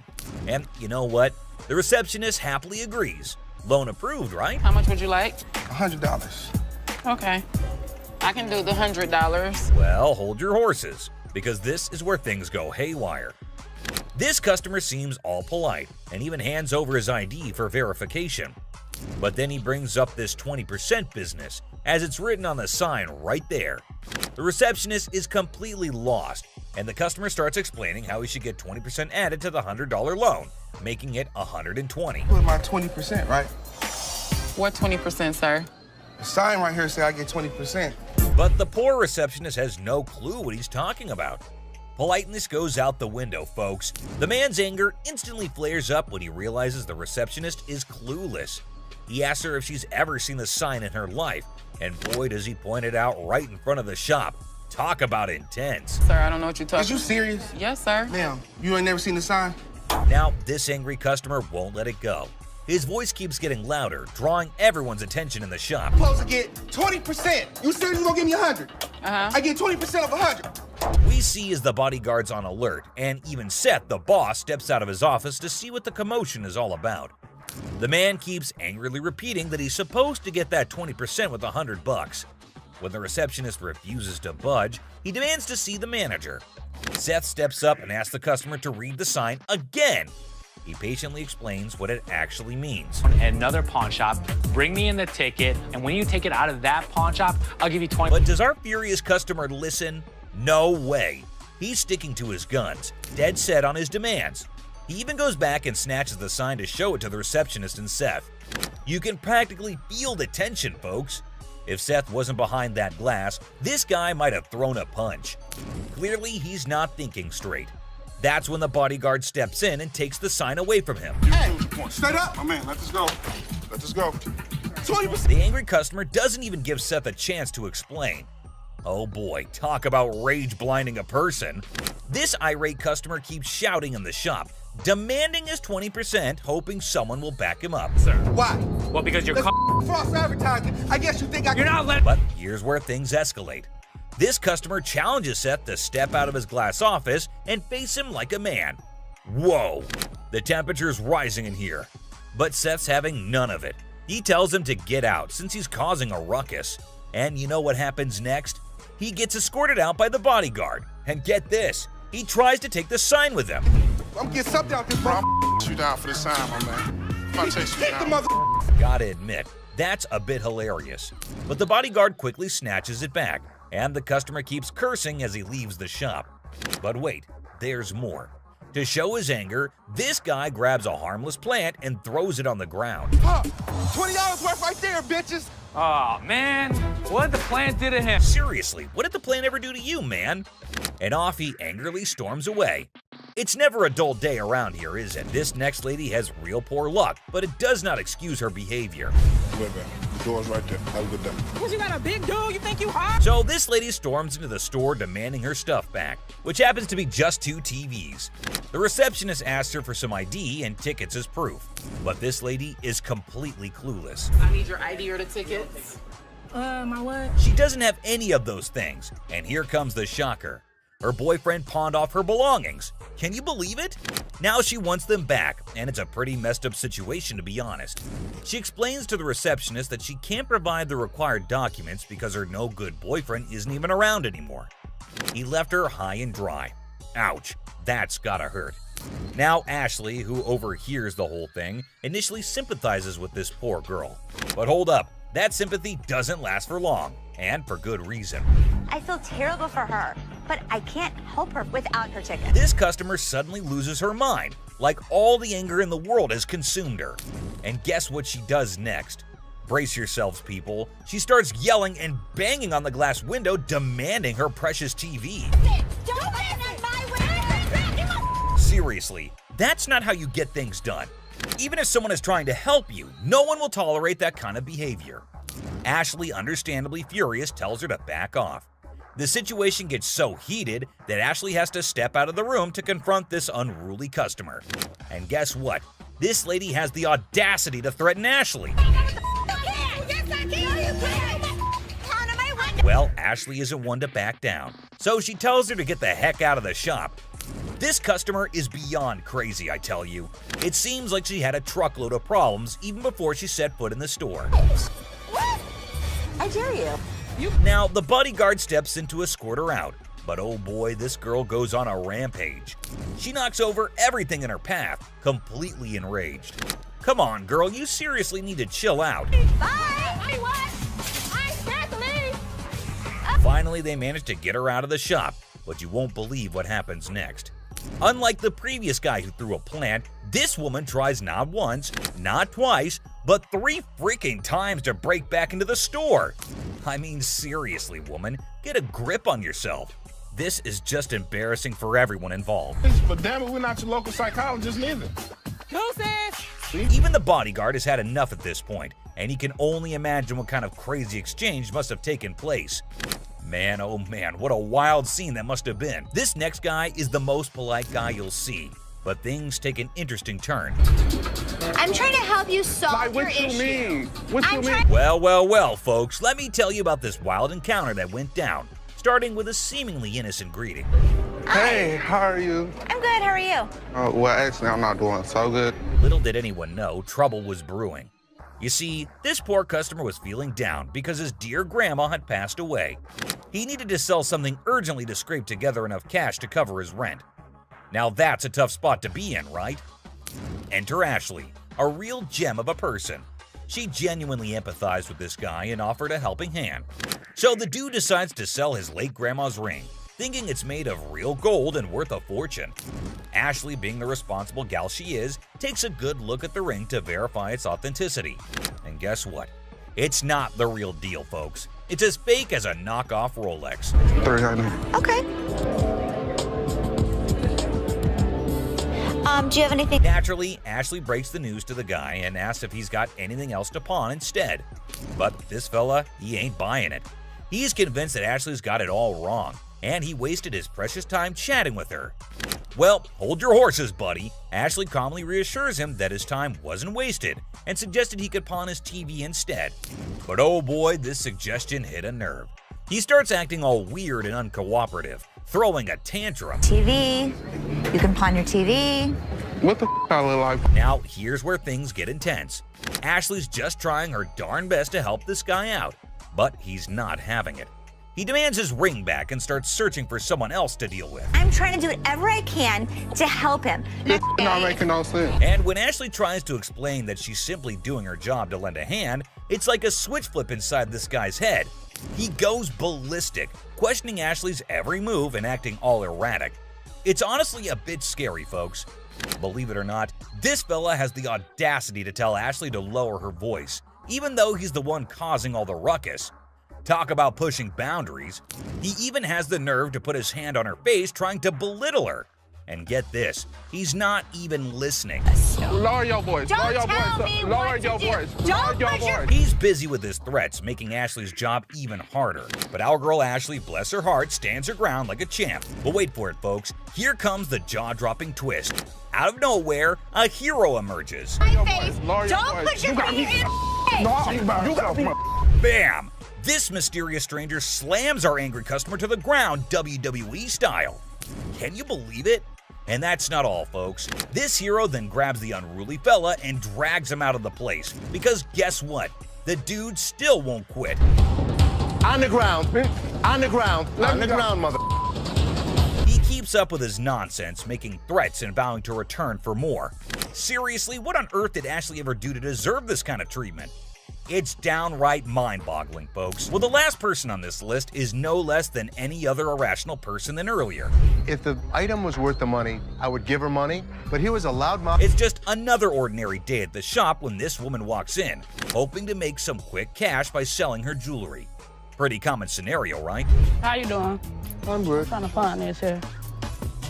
Well, here's the twist. It's also quite common for people to claim that their jewelry is real, when in fact, it's not. But it all depends on how they react when they find out the truth. Now, this particular woman already seems a bit agitated as she approaches the counter to sell her rose gold earrings. Les, the shopkeeper, takes a look at the earrings and bluntly informs her that the color is not real. Surprise, surprise. I can feel you. Okay, so what's up? They're not real. The woman didn't see that coming. Les goes on to explain why the color is faded, indicating that the earrings are not made of real gold. Now, you'd expect her to accept the reality and move on, right? Nope, not this lady. Instead, she comes up with a lame response like, well, duh, that's because it's rose gold. Seriously? I mean, it's common knowledge that when the color starts fading on real gold, it's a clear sign that it's not genuine. But this woman insists it's two-tone rose gold, while Les insists it's just some base metal. They were just base metal. It's not gold. Base metal is going to turn colors when you put chemicals on it. Come on, lady, listen to the expert here instead of getting all rude. The fact is, base metal changes colors, not real gold. It's pretty clear that this woman just wants some money and has the audacity to demand $200 for those earrings. And as if being rude wasn't enough, she starts hurling abuse at poor Les. That real rose gold earrings, man, I need $200 right now. What the is the... Talk about being confused and disrespected. I can't blame Les for not taking that kind of nonsense. So the bodyguard steps in to escort the woman out of the shop. But guess what? She keeps insisting that she wants her money and even asks the bodyguard to check the earrings again. Seriously, lady, drop it already. Here's the funny part, and you'll never guess what Les did next. Yeah. You want me to wrap these up? Yes, he did that. I mean, why bother with someone who refuses to listen, right? Eventually, the woman is escorted out by Les and the bodyguard. But she doesn't give up that easily. She actually tries to break into the shop not once, not twice, but 3 times. I can't help but feel secondhand embarrassment for her. It's like witnessing pure insanity. He's out. In conclusion, this woman's behavior was out of line. Instead of accepting the truth and moving on, she chose to be rude, abusive, and persistent. It's a good thing Les and the bodyguard stood their ground and didn't let her disrupt the shop. Let's hope she learns a lesson from this and thinks twice before causing such a scene in the future. My dad truly believed that this glass could be something. Space for years. And you never know what surprises will walk through that door. Today we've got Seth bringing in something that's blowing everyone's mind, and boy is he in for a shock.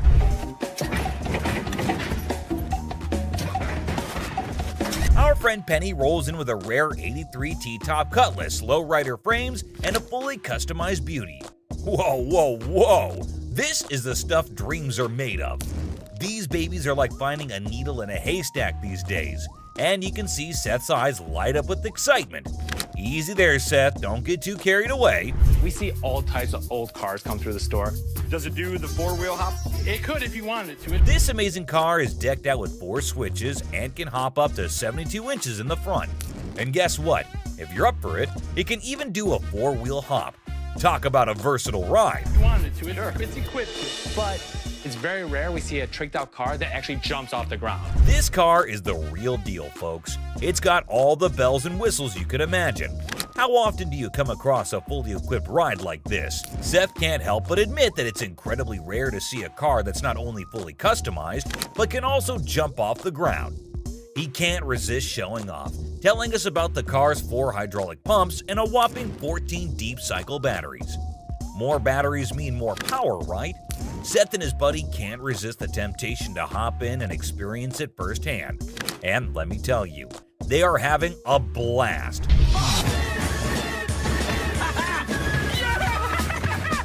Now, Seth really wants this car, but he wants it at the right price. Penny, on the other hand, is hoping to fetch $12,000 for it. Will Seth bite the bullet and make the deal? Well, here's the twist. How about $4,000? Seth is only willing to dish out $4,000 for it. Whoa, talk about a huge drop. You can see the disappointment on Penny's face. He explains that he spent $4,000 just on the paint job alone. After some negotiation, Penny agrees to settle for $10,000. But Seth tries to push it further, offering $7,000. You know he wants it. It's very rare we see a tricked out car that actually jumps off the ground. Penny, being the wise guy he is, doesn't take the deal. In the end, they part ways on good terms. Well, folks, let's hope Penny finds another buyer who's willing to meet his price for this fully customized car. It's always a thrill to see unique items like this in the pawn shop. And who knows what will come through those doors next. Stay tuned for more pawn shop adventures. But here comes another gem-filled day at Les's pawn shop. It's a waste of time, Dad. You'll see. We have a woman who's brought in some stones she discovered at her late grandmother's house. Her goal?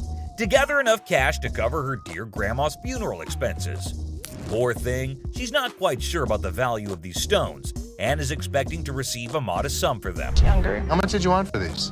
Anything would help, like $50 or $100. Enter Ashley, who wants to assist but has serious doubts about the authenticity of these gems. On the other hand, Les is a big softie who sees potential in these stones and wants to help the woman out. Why? It's a waste of time. This could be custom jewelry. Yeah, it could be, but I think some of these are... Now, Ashley isn't on board with Les's plan. Talk about family drama. She's doing her best to convince Les that this is a complete waste of time. But Les has something up his sleeve. He's arranged for a gem expert to come in and assess whether the stones are genuine or not. And let me tell you, what unfolds next is nothing short of astonishing. Brace yourselves, folks. Holy... Oh my God. These stones turn out to be the real deal. Crystal's life is about to take a major turn. All the stones, except for one, turn out to be plain old glass. But that one stone, oh boy, it's a game changer. It's a rare Burmese ruby worth a whopping $10,000. Les's hunch was spot on, and boy does it pay off. So we'll be able to give you $10,000. Crystal can hardly believe her luck. She's ecstatic and still pinching herself to make sure it's real. And you know what? Les deserves a round of applause for his intuition and faith in those stones. Well done, Les. It just goes to show that sometimes you can stumble upon hidden treasures in the most unexpected places. Crystal's journey from uncertainty to a life-changing discovery is a testament to the unpredictable nature of the pawnshop world. Who knows what other surprises await us in the future? Stay tuned, folks, because the adventure at Les's pawnshop is far from over. Hold on to your seats because this next guy is about to unleash some of the rarest goodies on the market. 5, 6. Brace yourselves, space geeks, because this is gonna blow your mind. So this guy rolls up with a bunch of crates, and let me tell you, the anticipation is real. Got a couple things. I have some Star Trek things, and I also have things from NASA. He's got some seriously cool stuff from the Star Trek universe, and even NASA. I mean, come on, that's pretty awesome. It's clear that this dude is a space enthusiast through and through, and his collection is off the charts. Honestly, it's a total flex. Like seriously, you gotta take a look at this thing. This is all the kind of stuff that you're into. Now, here's the kicker. Ashley confesses that she and her brother aren't exactly die-hard Star Trek fans. But guess what? Every time they get anything Star Trek related in their shop, it flies off the shelves. I'm not a Trekkie girl, my brother's not a Trekkie guy, but when we get Star Trek stuff in here, it flies off. Talk about a lucky break, huh? This guy managed to gather all these valuable items from various Star Trek conventions across the country, thanks to his gig as a truck driver. Talk about dedication to the cause. But wait, it gets even better. He pulls out this kit from Paramount Studios, which is a seriously impressive piece in his collection. To give to radio station to run ads for the show. It's an authentic set that was sent to a TV executive when Deep Space Nine first hit the screens. Now that's some next level stuff right there. You can't help but appreciate the sheer coolness of it all. Here's the catch though. All this awesomeness comes at a price, and Seth, our shop owner, is taken aback by the asking price. This was $1,000? Yes. Wow. $1,000? Yes. Why? Why is that so Because much? it's custom built and it all lights up and works. The guy wants a whopping $1,200 for everything, and Les, ever the savvy negotiator, tries to bring it down to $700. It seems like a stalemate, but fear not, because Ashley steps in with her clever thinking. After some intense back and forth, Ashley manages to strike a deal. 7,800. She works her magic and secures all these incredible items for just $800. Can you believe it? Talk about a happy ending. Everyone walks away satisfied. The customer gets a fair price, and our shop owners have some killer new additions to their inventory.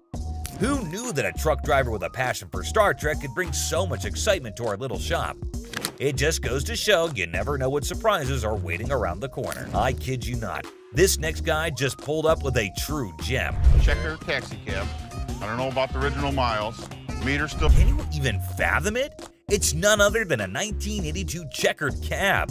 Whoa, now that's what I call antique. Take a gander at this beauty. It's in remarkable condition. It's evident that the owner showered this car with lots of love and care. Kudos to him. Did you call for a cab? Did you call for a cab? Now, hold on to your hats because there's more to this story. Our daring duo, Les and Seth, decided to peek under the hood. Lo and behold, their jaws dropped.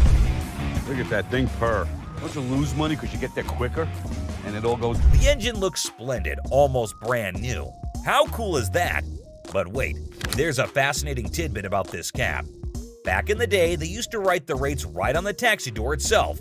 Talk about genius. This way, the rates were fixed, making it easier to attract customers. It's a shame we don't see this kind of thoughtful detail nowadays. The door. Did you see the rates on the door? Yeah, I did. The shut up one is one I like. And guess what? This car enthusiast doesn't just have one of these incredible cabs, but a whopping total of 4. 4, my friends! And out of all his prized possessions, he decided to part ways with one and sell it to this very pawn shop. As long as the price is right and it's in good condition, we can make a profit. Boy, oh boy, Les and Seth should count their lucky stars. Now brace yourselves for the asking price. This customer is seeking a jaw-dropping $10,000. Can you believe it? Les, being the inquisitive one, questions the reason behind such a hefty sum for what seems to be a mere antique car. Sensibly, Seth suggests that the customer take the car for a spin, just to ensure everything is running smoothly. Perhaps then they'll be able to negotiate a fair price. Good thinking, Seth.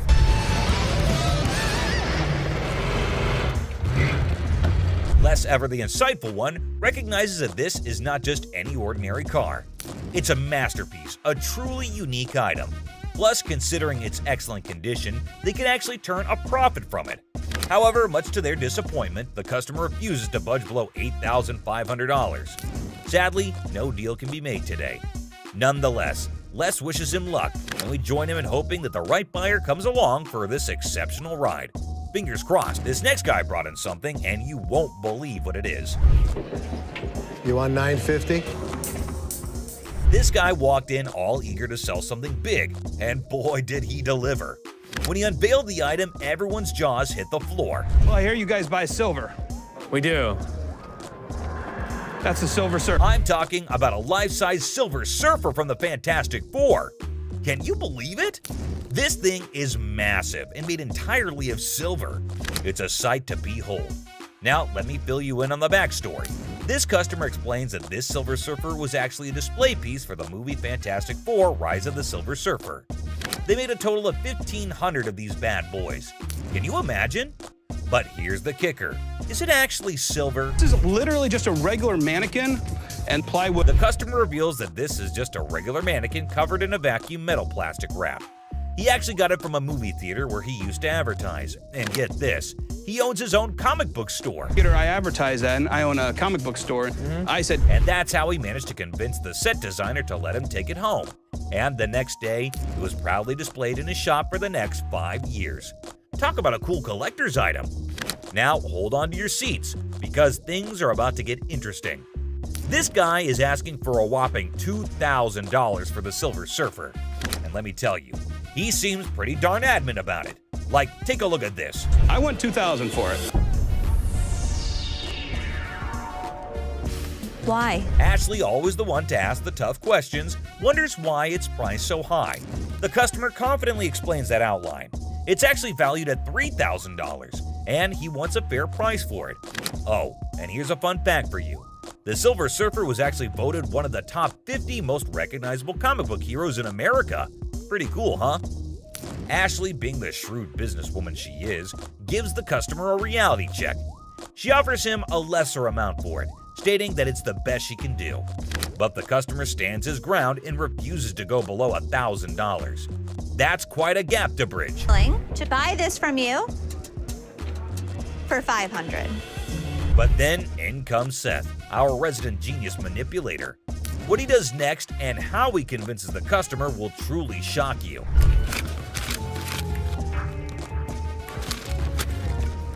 Yes, did you see that? He slyly takes out the money, slaps it on the desk right in front of the customer, and presents him with a take it or leave it offer of $900. The tension is palpable. What do you think this man will do? Take it or leave it.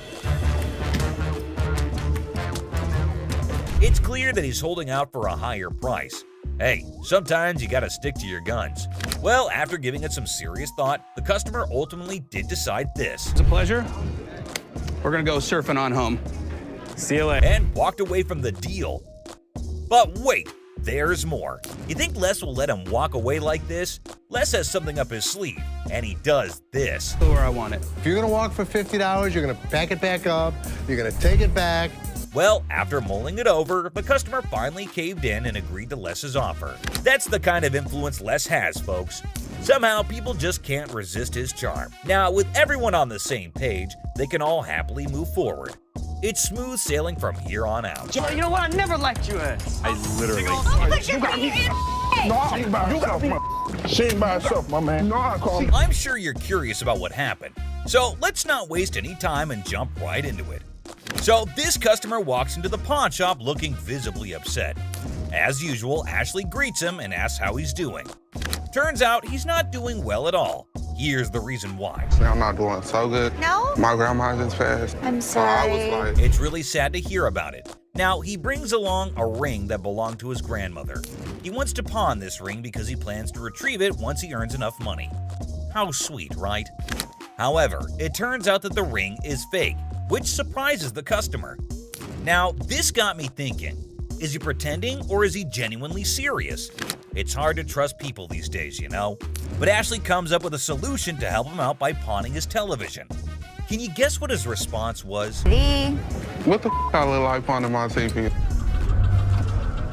He starts getting rude with Ashley, which escalates into a heated argument. Then he demands his ring back, and not only that, he insists on being helped by another employee because he's annoyed with Ashley. And guess what happens next? Put your finger in my face! Don't put your finger in... Yep, that's how he ended up there. Crazy, isn't it? This customer's behavior became even more disrespectful. Just to prove that Ashley was completely wrong and useless. That's when, as you saw, the big guy steps in and knocks him down. But he continues to yell and curse at her. Eventually, Byron forcefully removes him from the shop. You got me up. No, let's go. Let me go. Let me go, man. Just when he thought everything had settled down, the customer goes ahead and threatens Ashley, saying he'll come back to get her. Oh dear, that's the biggest mistake he made since entering the shop. We all know what happens when someone messes with Ashley, right? Well, brace yourself and see it for yourself. On the ground. On the ground. On the ground. Dang, the customer was literally scared for his life. Next up, it was just another normal day at this famous pawn shop called American Jewelry and Loan, located right in the heart of Detroit, USA. He comes in with his Xbox and immediately tells Les that he needs to get as much money as he possibly can for it. He knew that they probably get a lot of Xboxes anyway, so that does not set him apart from the rest of the regular customers. He reveals that he needs as much cash as possible, and it is all for his girlfriend. And Les was clearly not here for his unreasonable demands. Take a look at his reaction, which was $80, which is way far from a whopper of $300. He even put his finger on Leslie's face, and that is when he knew it was time for this guy to leave. And he did not make it easy, or well, at least they wished him a good day. Moving on to the next. You talking to? Alright folks, let me set the scene for you. We got Sharonda and her son Deontay strolling into the pawn shop. You see, it's Sharonda's birthday, and she's all about treating herself to some classic, fabulous jewelry. She's pumped, she's excited, she's ready to sparkle. But hold up, here comes Deontay acting like he couldn't care less. This kid's got an attitude and thinks he knows it all. He's annoying both his mom and Seth, the helpful employee trying to assist Sharonda in finding that perfect piece. And let me tell you, Deontay's reaction? Yeah, it did not go over well. Not one bit. Only to discover that they're as fake as a $3 bill. And let me tell you, he is not a happy camper. Poor Seth, the pawn shop employee, gets hit with some... But here's the thing, folks. That employee was just doing their job. It's a classic case of drama, and this time Michael approached Ashley and tells her that he has a mink coat for her. She immediately asked him if he had brought it in before. Not a normal... Almost all the time, it is useless junk. Michael did not react well to being accused of this though, because he went off on the employee. The whole shop notices his angry rants, and very quickly the bouncers come to take him away before he causes any more of a ruckus than he already had. Finally, down to the #1 worst customer. Ashley, man, that's my girl. Yeah, I want Ashley, man. Oh boy, get a load of this, guys. Ashley was absolutely disgusted by what was going down. Turns out this dude we're talking about is a regular at this store, and he's always spewing disrespectful comments left and right. But here's the twist. Most of those nasty remarks are aimed right at Ashley herself, and let me tell you, it's not gonna end peacefully. That's my bitch. That's who I've been screaming for. Where's the manager? This customer who left their manners and respect at the door. Excuse me, what do you think you're doing?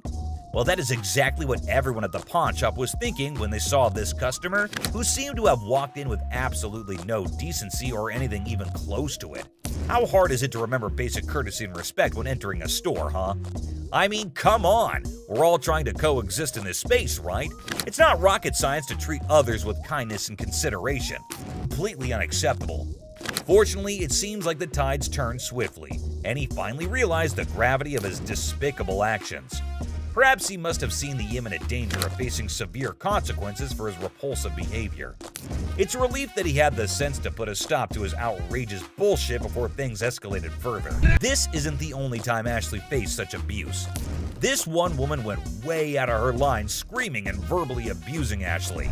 Who's over you, ma'am? Me. It's somebody that's over you going to give me $500. No, not talking to me. This woman came in all generous and sweet, wanting to pawn her apparent iPad in exchange for $500 to bail her man.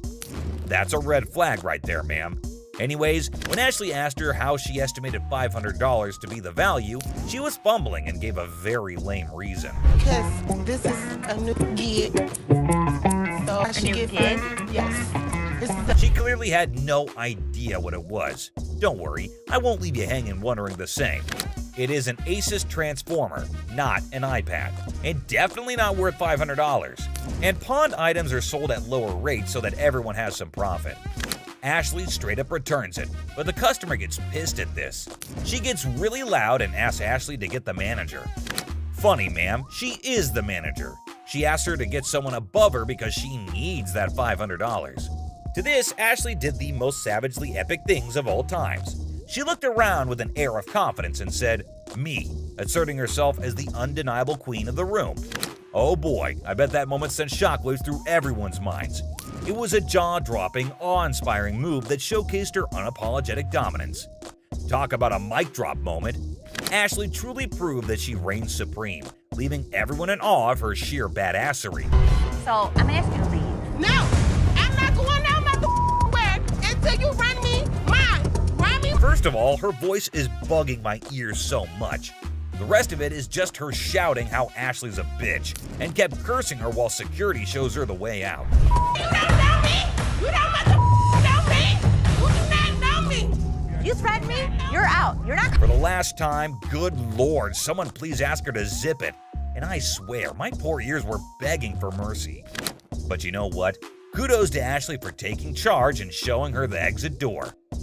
She didn't let anyone rain on her parade and swiftly dealt with the situation like a boss. The store probably let out a collective sigh of relief when she was gone. Dude, just picture the chaos that would go down if your wife found out that you're selling her ring for some sick bike parts.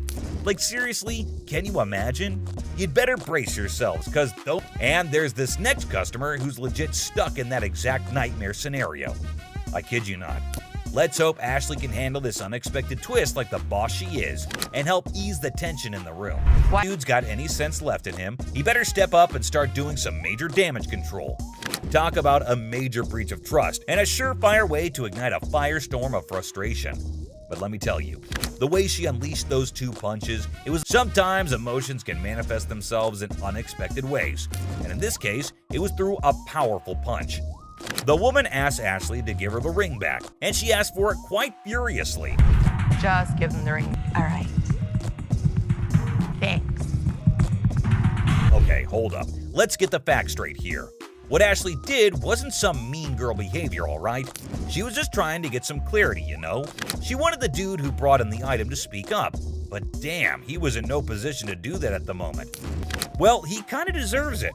I hope he makes better decisions in the future. But Ashley is not the only one who had to deal with some crazy customers. Phone work. It's a simple question. Does the Picture this guy, all dressed up in his baggy clothes, trying to act all smart and cool. Classic, right? So he's claiming that he bought an iPhone from the store like 2 to 3 days ago. But now the camera isn't working and he's seriously ticked off about it. All he wants is a replacement phone. Simple as that. But hold up a sec. Did he bother to bring the receipt? That's the million-dollar question right there. Because you know without that little piece of paper, it's gonna be a bit tricky to sort things out. I mean, come on, it's like buying a ticket to a concert and then trying to get in without showing it. No can do, my dude. Receipts are like the golden ticket when it comes to returns and replacements. They're proof that you actually bought the item legit and can claim your rights if something goes wrong. Now, assuming he actually did bring the receipt, then it shouldn't be a major issue to get him sorted out. The store can check the purchase details, verify the warranty, and see what can be done about that faulty camera situation. It's all about following the proper procedure and making sure everything is legit. I ain't got it with me. I ain't bring it. So you're telling me you knew you had to get the phone exchanged and forgot the receipt? but Rich says they don't even sell iPhones for $200. So obviously my man over here is a scammer. Rich was very clear that he could look into it, but he needs the receipt. And he kept denying. Yet Rich asked him who showed him the phone so that he could double check. He randomly calls up one guy, and obviously the guy denies, saying they had iPhones on sale 2 to 3 weeks back, and the customer claims that he got it 2 to 3 days back. But obviously the man didn't like the fact that he is getting caught, and you wouldn't believe what he said to Rich. Mohawk, shut the hell up. My Mohawk doesn't talk. It clearly does. Clearly it Along doesn't. with that goatee, Now, too. the goatee does. Like seriously, this dude went way overboard. First, he rolls up in here with a fake item that was never even sold to him in the first place. What's up with that, right? And then he has the audacity to start talking back to Rich like he's the boss or something. Come on, man. Rich ain't just gonna sit there and let this guy run his mouth without firing back. It's all about standing up for yourself and not taking any BS from anyone. Rich had every right to clap back and put this dude in his place.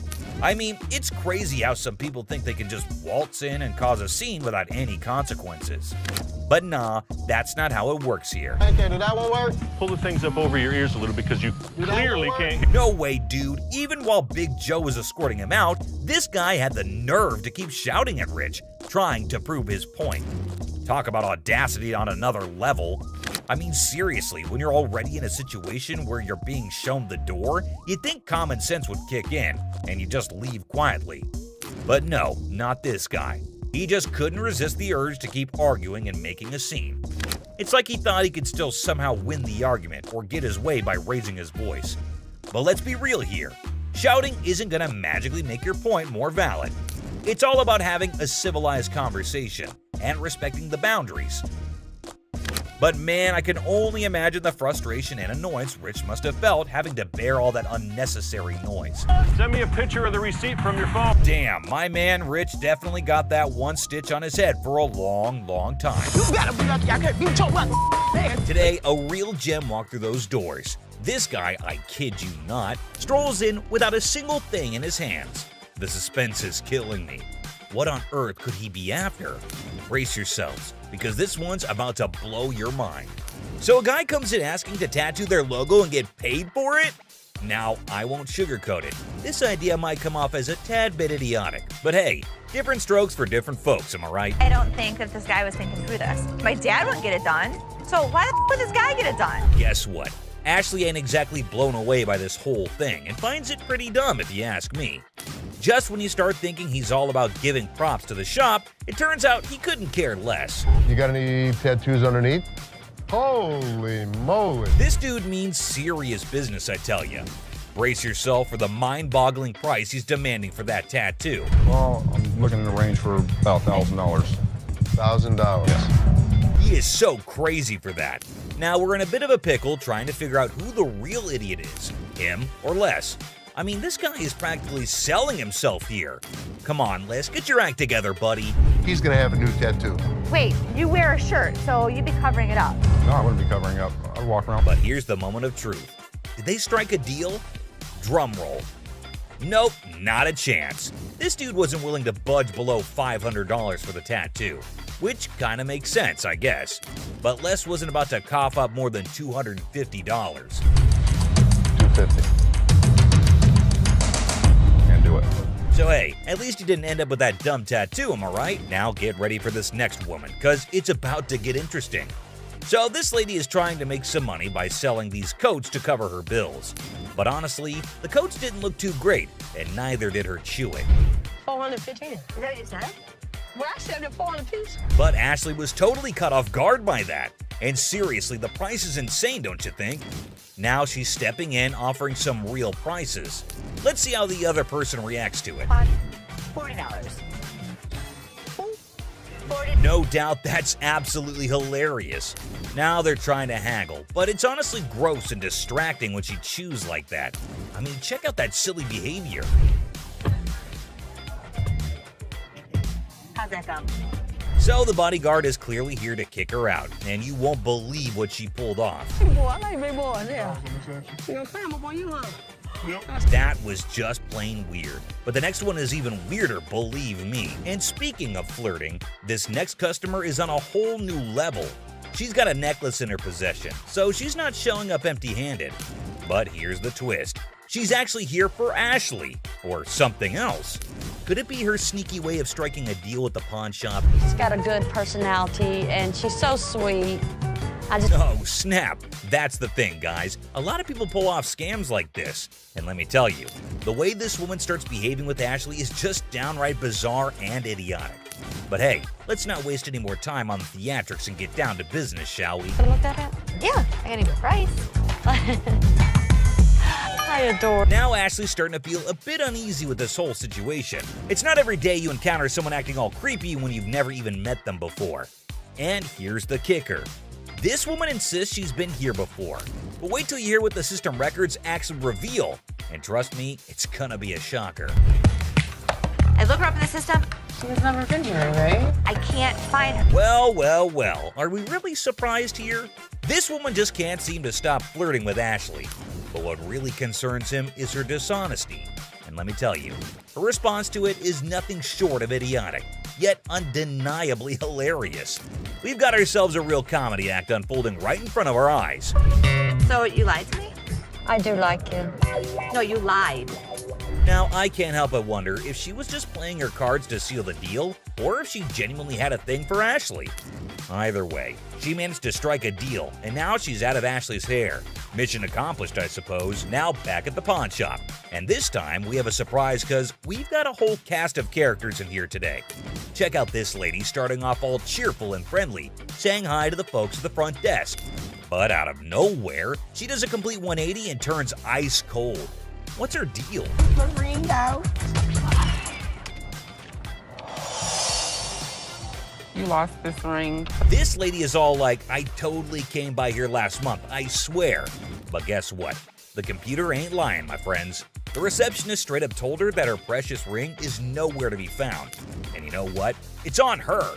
If she really cared about that ring, she should have shown up way sooner to claim it.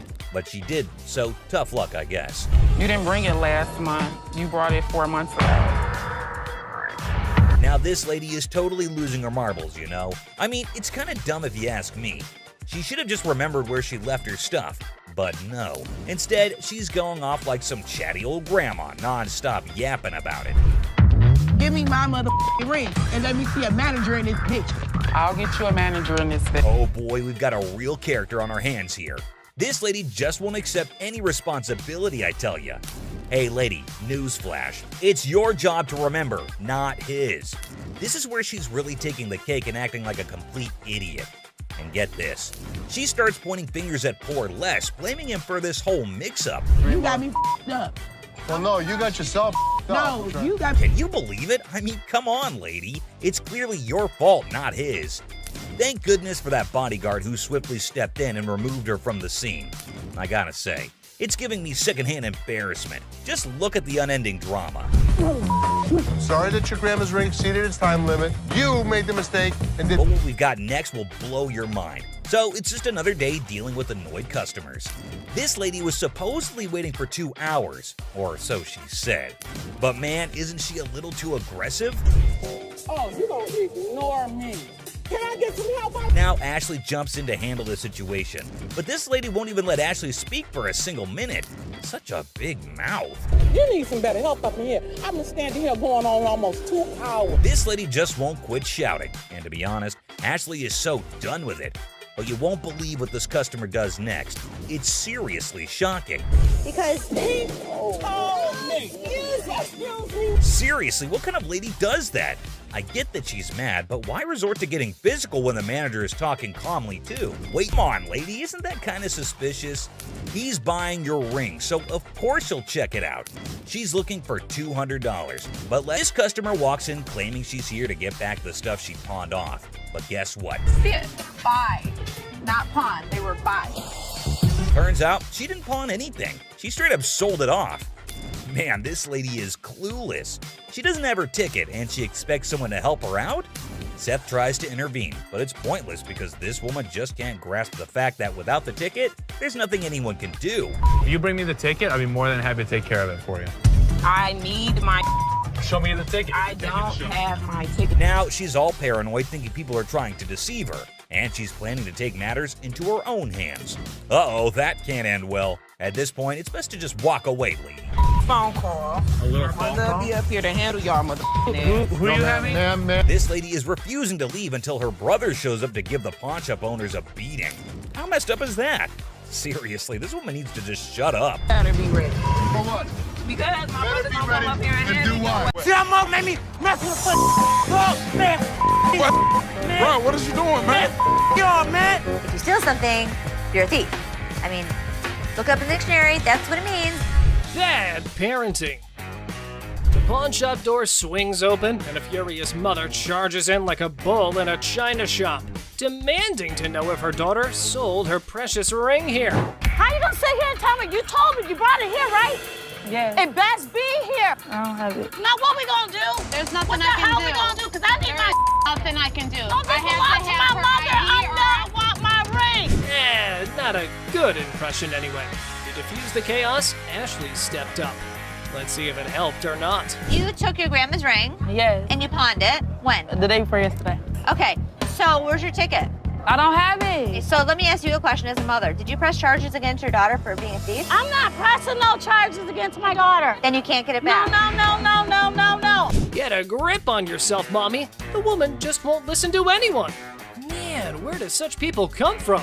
No wonder her daughter's acting the way she is. I came in here to try to resolve the situation. But yeah, you want to figure it out. No. Hey, get off him. You better figure out some way to get your mom's ring back. Watch when I get your ass home. Now see, now you got labeled as a thief. Coin thief. Ooh, there's a new player in the game. This fella's got a quarter that supposedly belonged to JFK when he got the axe. And guess who he's trying to sell it to? Les, of all people. This should be interesting.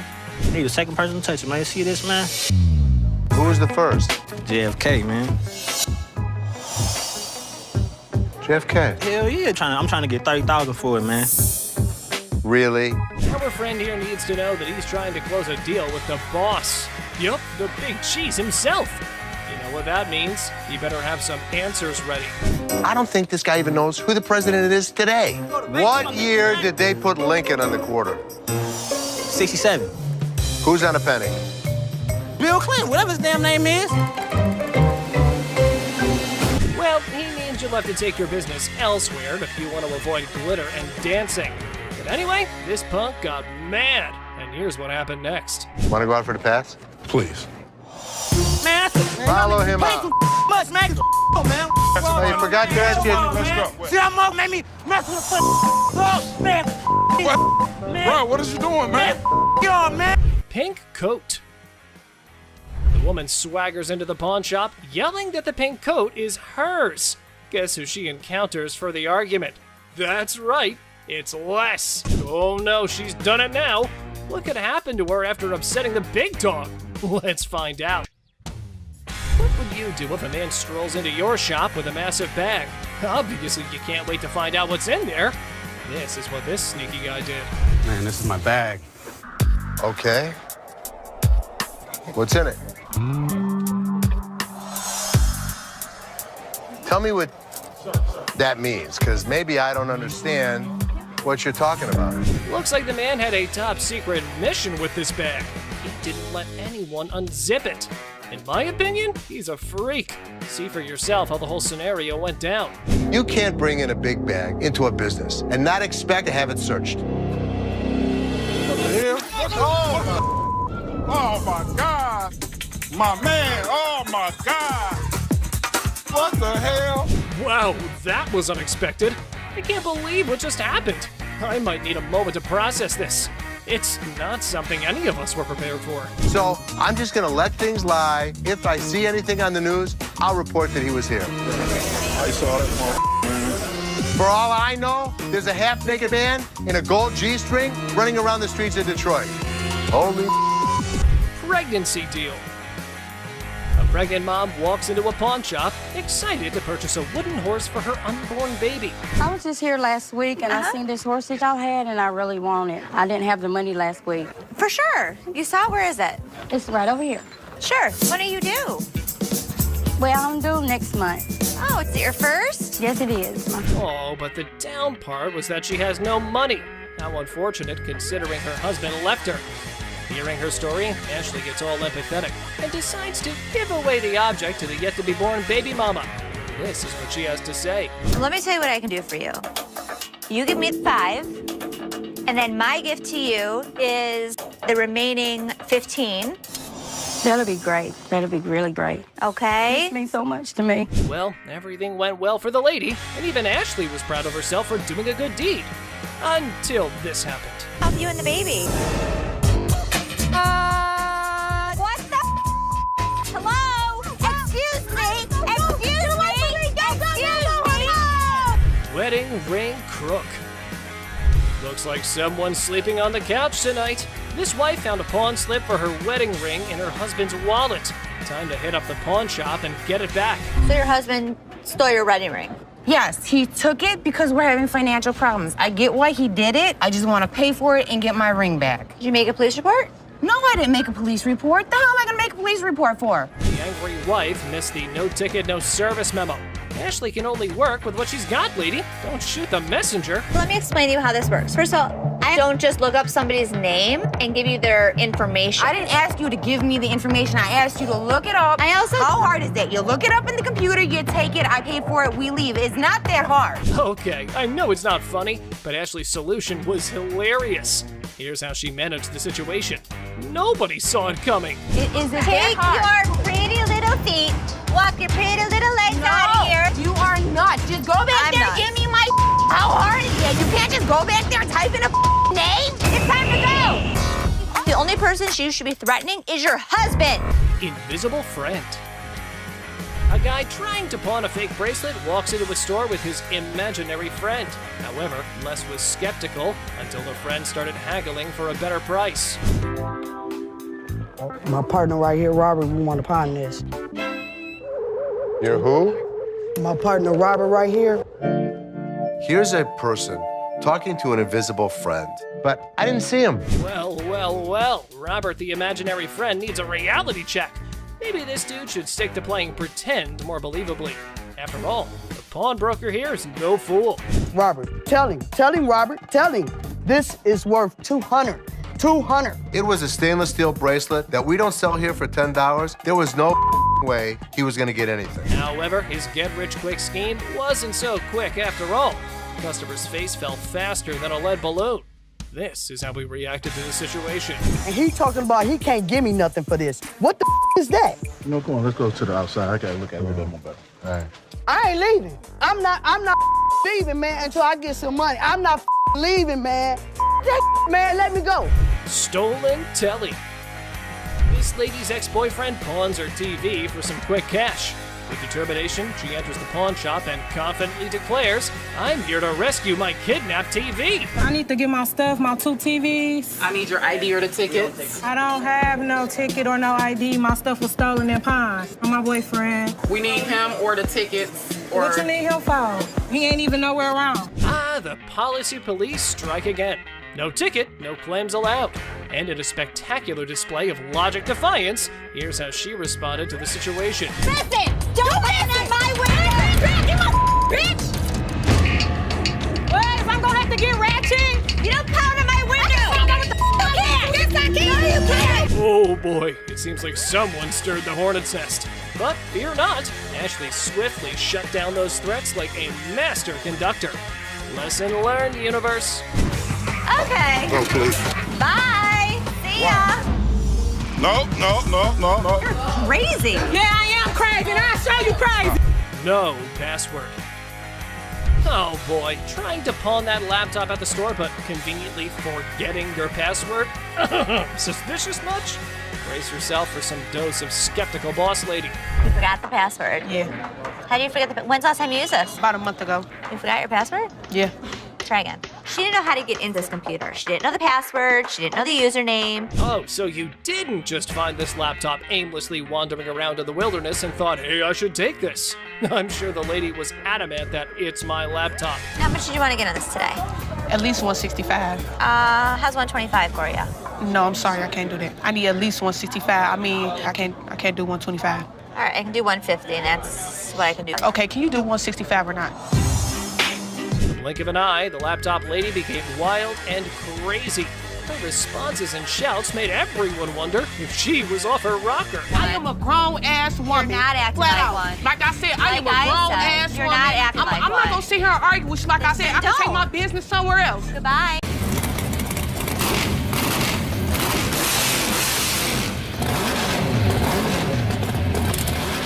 You have a deal. Well, online, these things go for $3,000. Actually, Silver Surfer was voted in the top 50 recognizable comic book heroes. Silver Surfer. Oh, guess what? We've got a bona fide comic enthusiast here. Big surprise. Like, who isn't, right? Well, this guy's taking his passion to a whole new level. Feast your eyes on what he brings in. That's the Silver Surfer. Silver Surfer. Life size. Tell me about it. Well, this was a display for the Fantastic Four Rise of the Surfer movie. They made 1,500 of these, and plywood board. It is wrapped in a vac metal plastic wrap. Oh, what a shocker. It's a collector's item. But hold up emotions, people, because it's got a price tag. I'm not sure if the experts are going to agree. Well, online, these things go for $3,000. Actually, Silver Surfer was voted in the top 50 recognizable comic book heroes in America. I mean, I really went $2,000 for it. I am willing to buy this from you for $500. Hey, genius. If you're after that dream price, maybe hit up a comic store. Selling your treasure trove at a pawn shop? Yeah, real brainiac move here, buddy. 900 bucks. That's it. Think I'm gonna have to walk. All right, well, it was a pleasure. We're gonna go surfing on home. See you later. Custom-made electric chair. Folks, take a puff. We've witnessed all sorts of weirdness at the pawn shop, but this fella's cranked it up a notch. Check out his wild sell list. So tell us a little bit about him. We have Halloween retail stores. This is a custom-made electric chair. There's a whole show if you guys want to see it. Sure, go ahead, show us. Hell yeah! I'm really into this kind of thing. This might be the new feature at my house on Halloween. Oh, just what we all need. A bedside toy that screams Halloween 24/7. No biggie, except it's art, not like living in a slasher fic or anything. So we're looking to get about $8,000. Brand new, they're just above $9,000. And that makes a lot of sense. Right. Buy a used one that's 6 years old. Well, the for cool thing $8,000. about this one is that they don't make them like this anymore. You're There's right, two they don't. The new ones are digital. Well, guys, Mr. Ambitious over here is dead set on this mystery item. Heaven knows what his grand plan is, but Les has a style for a bargain. Thank you very much for bringing Thank it you. in. We appreciate it. Thanks, man. Damn it. I'm a little disappointed that I gotta schlep it back home, but with Michigan being, like the #1 state for haunted houses and attractions and things like that. Elephant skull haggle. Oh, guess what? No fancy sofa, no blingy ring, and no one-of-a-kind car to pedal? No worries. How about you trade an elephant skull for some greens? Because that's normal, right? Skull of an elephant. Really? Very unusual. It's very unusual. My best friend had it, passed away, and I inherited this one. It's where the tusks were. I understand that.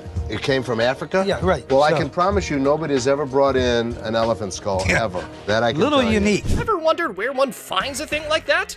Well, surprise, surprise, there's a thriving market for massive elephant skulls. Yeah, you heard it right. Skull heads. 1,000. That's as low as I'm gonna go. Let me talk to my elephant expert. Africans are buying now for $2,300 and the Asians are $1,900. The good part was, it's worth the money. There is a demand for elephant skulls, but I'll be damned if I'm giving it away. Okay, peeps. When Les locks onto something, prepare for a solar eclipse, because he's not releasing his grip. Anyway, there's a plot twist in this pawn shop drama. I got $700 bills waiting for me. $750.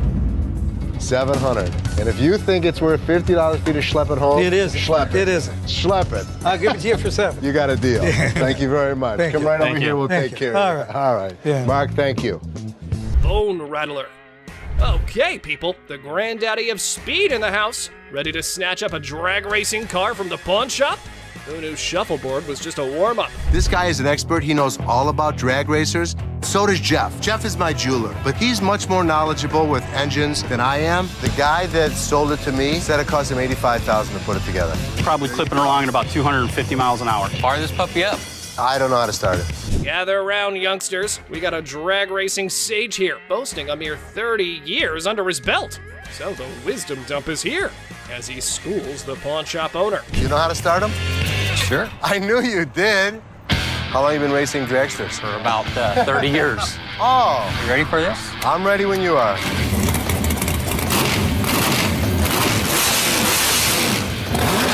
All right, Mr. Been There, Done That. Let's see if your drag racing tales can seal this deal or take a nosedive.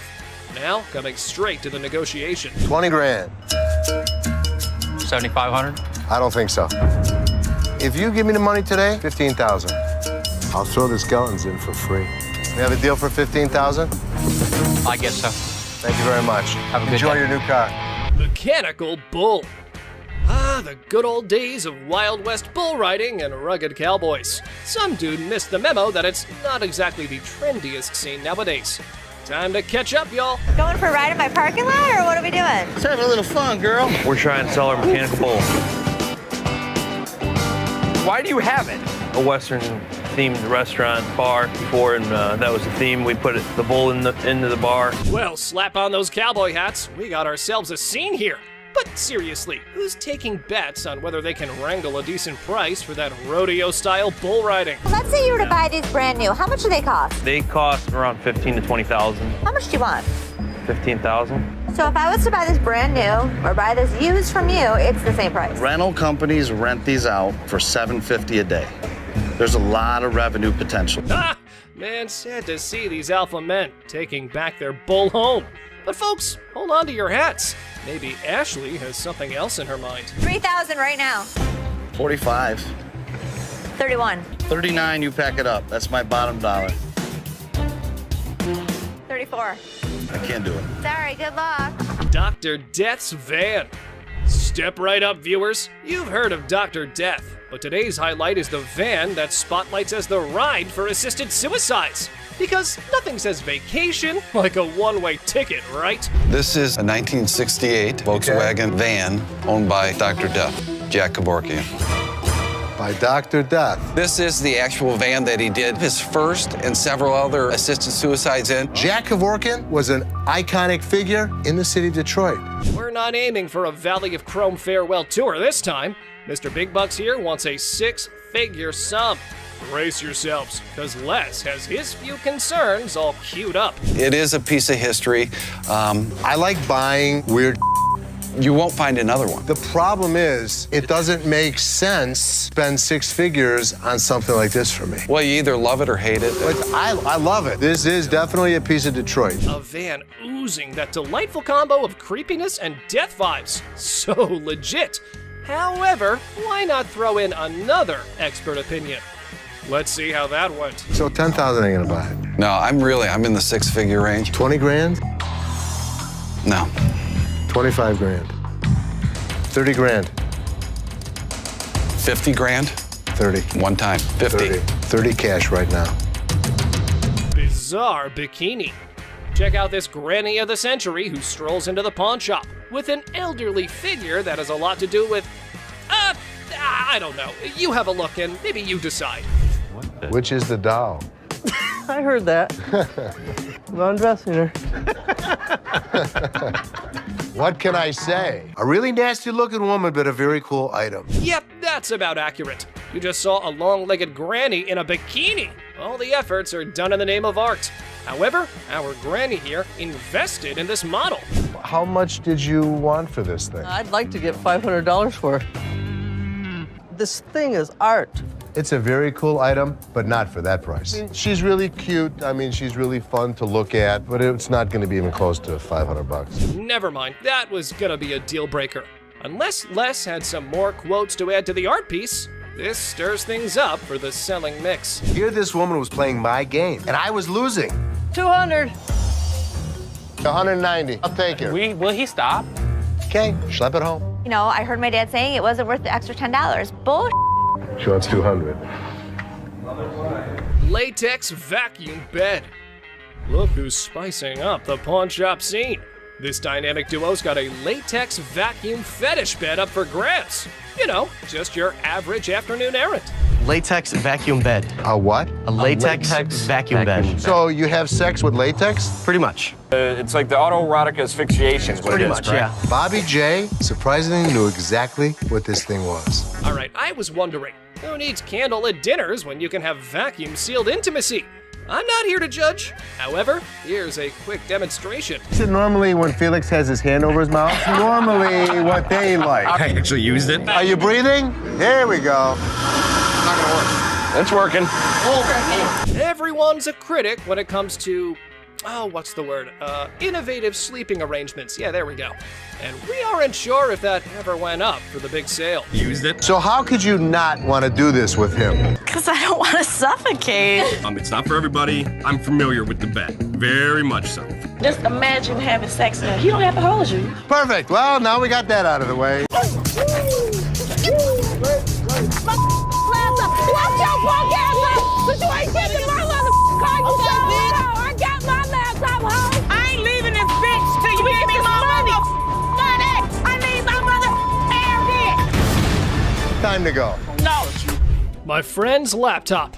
Are you low on cash? How about you swipe your laptop, hoping to make a quick profit at the nearest pawn shop? If you want to give it a try, just watch what you're heading into. What the hell? You mean to tell me you don't stole my damn laptop and I don't blame them damn kids for this damn laptop? All this damn. That's how you gonna blame me? We supposed to be friends. Got me up. Taking my laptop. Ugh, that tension, right, folks? However, our big boss Les was unable to fully comprehend the conflict. And he couldn't care less. These people were just up to making a fool of themselves. I think that these women were fighting over laptops. Watch your punk ass home, bitch. Watch your punk ass home. But you ain't getting my motherfucking car. You bitch. I got my laptop home. But we, being a sucker for drama, sorted it all out. Apparently, somebody's valued belongings were stolen by their BFF. What chance do they have of surviving this unthinkable betrayal? My laptop all this time, and I'm thinking these damn kids got my. Okay. All right, that's enough. That's enough. All this time, my laptop was missing, but I got my laptop. That's all that matters. All right. Earring error. In the dazzling world of pawn shops, we find a woman aiming to part ways with her prized earrings. But only if things were that simple, then there wouldn't be a whole show made out of it. I'm here to pawn these earrings. Okay. Trying to get $350 for them. Why do you need the money? It's none of your business why I need the money. Pawn my jewelry. We all know that our big boss here has quite a keen eye for the merchandise he deals with. And warning, you better watch out if you try to sell him a knockoff. These are real. They are real earrings. They're just not real diamonds. They are. No, they're not. They are real. How the you gonna tell me just by looking at my that they not real? They're not real. As things were getting hot, the woman kept getting non-negotiable. That definitely makes a reality TV treat. Keep it coming, girls. Ladies that act like ladies are treated like ladies. No, it don't work like I ain't leaving this bitch till you give me my money. I need my mother. Time to go. Stubborn guy. Our Mr. Clumsy here managed to turn his girlfriend's car all wrecked up. Now he's off to pawn his genius-level ideas to fix the car and his relationship. I need to pay my court fees. I got a DUI, crashed my car. Well, her car. I took her car with a couple friends. You just need to get as much as you can. It's not your damn business. I'm here for you. All full of himself, he went all gangsta mode on Seth, trying to get money for 2 of his rings. Did it work? Nope. However, things were about to get more annoying. What's the highest you'd go? $900. That's ridiculous. Tell him what it is. No, don't tell me what to do. Stop talking. Stand behind me. What's the problem? Tell her to stand behind me. This is men talking right now. Our boy's respect for his girlfriend shines through as the negotiations heat up. Hold on to your seat, because this encounter was a true lesson in having proper manners. Maybe we should just take the money. That. Stop talking. Just Dude, stop seriously, why are you such an ass? No, you need. No, I don't need to. You're my store. It is my property. business. It's not your property. Do I She's her tell own your person. property what to do? Hopefully one day she'll wisen up, move on, and realize that this guy's a complete tool. Mother-daughter feud. Well, ladies and gentlemen, hold on to your liquor bottles for a heartwarming episode of Mother-Daughter Treasure Hunters. They had gathered some priceless junk to fund their world tour. So what you got? I got some really expensive stuff. Show me. Some old liquor bottles. Some old albums. Stamp book. Didn't you think he worth something? No. You got a whole lot of nothing going on over there. But wait. Les examines their items and deadpans. Sorry, ladies, it's all junk, no worth. The things took a swift left from there, guys. Told you it wasn't worth nothing. You need to watch your trap because this worth everything to me. It don't matter. They don't want it. This is not junk, okay? So don't you comment on. I told you. So you better not don't. to come here. You better don't go there. Gas. You better don't. You better don't. It's like watching a comedy where emotions run high over little treasures. They both argue fiercely about sentimental items. Talk about teaching your kids some manners. I will kick your ass. I'm your mama. You better don't. How the heck you better don't? No, you get the off my. I thought it was kind of funny watching the mother and daughter argue with each other. Okay. All right, that's enough. That's enough. Body slam. Our guy claims his grandma's ring is a lost treasure. Well, that part's for Ashley to decide whether it's real or something that came out of a cereal box. How much are you looking for? Is this enough to pay rent? How much is your rent? $300. Okay. Do you have anything else? Because this unfortunately is not real. What you mean it's not real? It's not real gold. Basically, y'all sit up here and waste my time talking to you. You don't waste your time. Oh dear, Mr. Sad Story. You've really painted yourself into a corner now. It was almost as if he was starring in his own drama series. I'm like, just give me my ring. I need to speak with somebody else because you irritate me flat out.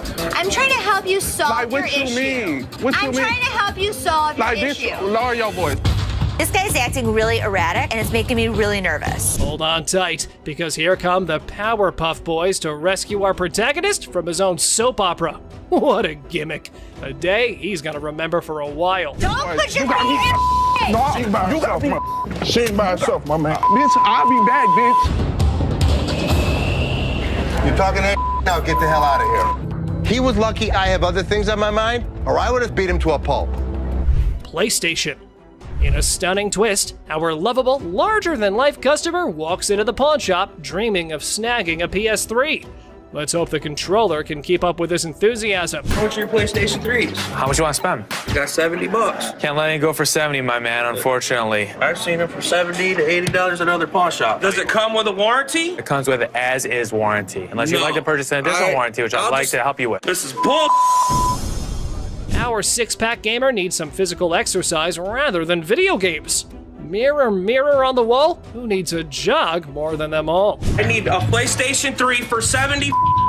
I sell them for $100. That is ridiculous. Oh my God, it's 70. I want somebody else to talk to around here. Well, there's only gonna be one other person you're about to talk to, and if you keep your voice raised like that, we'll be more than happy to speak with you. And here's where you might consider scheduling that eye wash. Oh boy, up next could rival a comedy sketch, complete with unexpected twists and turns. Get out of here. I'll take a ride, big boy. Big boy. Ride, big boy. Here we go, big boy. Here we go. Have a good day. What's all that about? What you want to do? I come down this my level, beat your ass down here. What? Think you all that, bitch? Do it right. Ashley fires. So, guess what? There was a worker at the pawn shop who some folks thought might be stealing stuff. Ashley got wind of it and had a little investigation on her hands. You said you wanted to know if Tressa asked me to put anything else on the internet? Yeah? Well, she did. She did? Another watch. Are you kidding? Nope. I'll take care of it. Don't even put it on the internet. Okay. I have to check with Brian first to see if Tressa got permission to pull the watch from the display case. Right when Ashley was busy being a detective, the sneaky thief decided to drop in. What wonderful timing!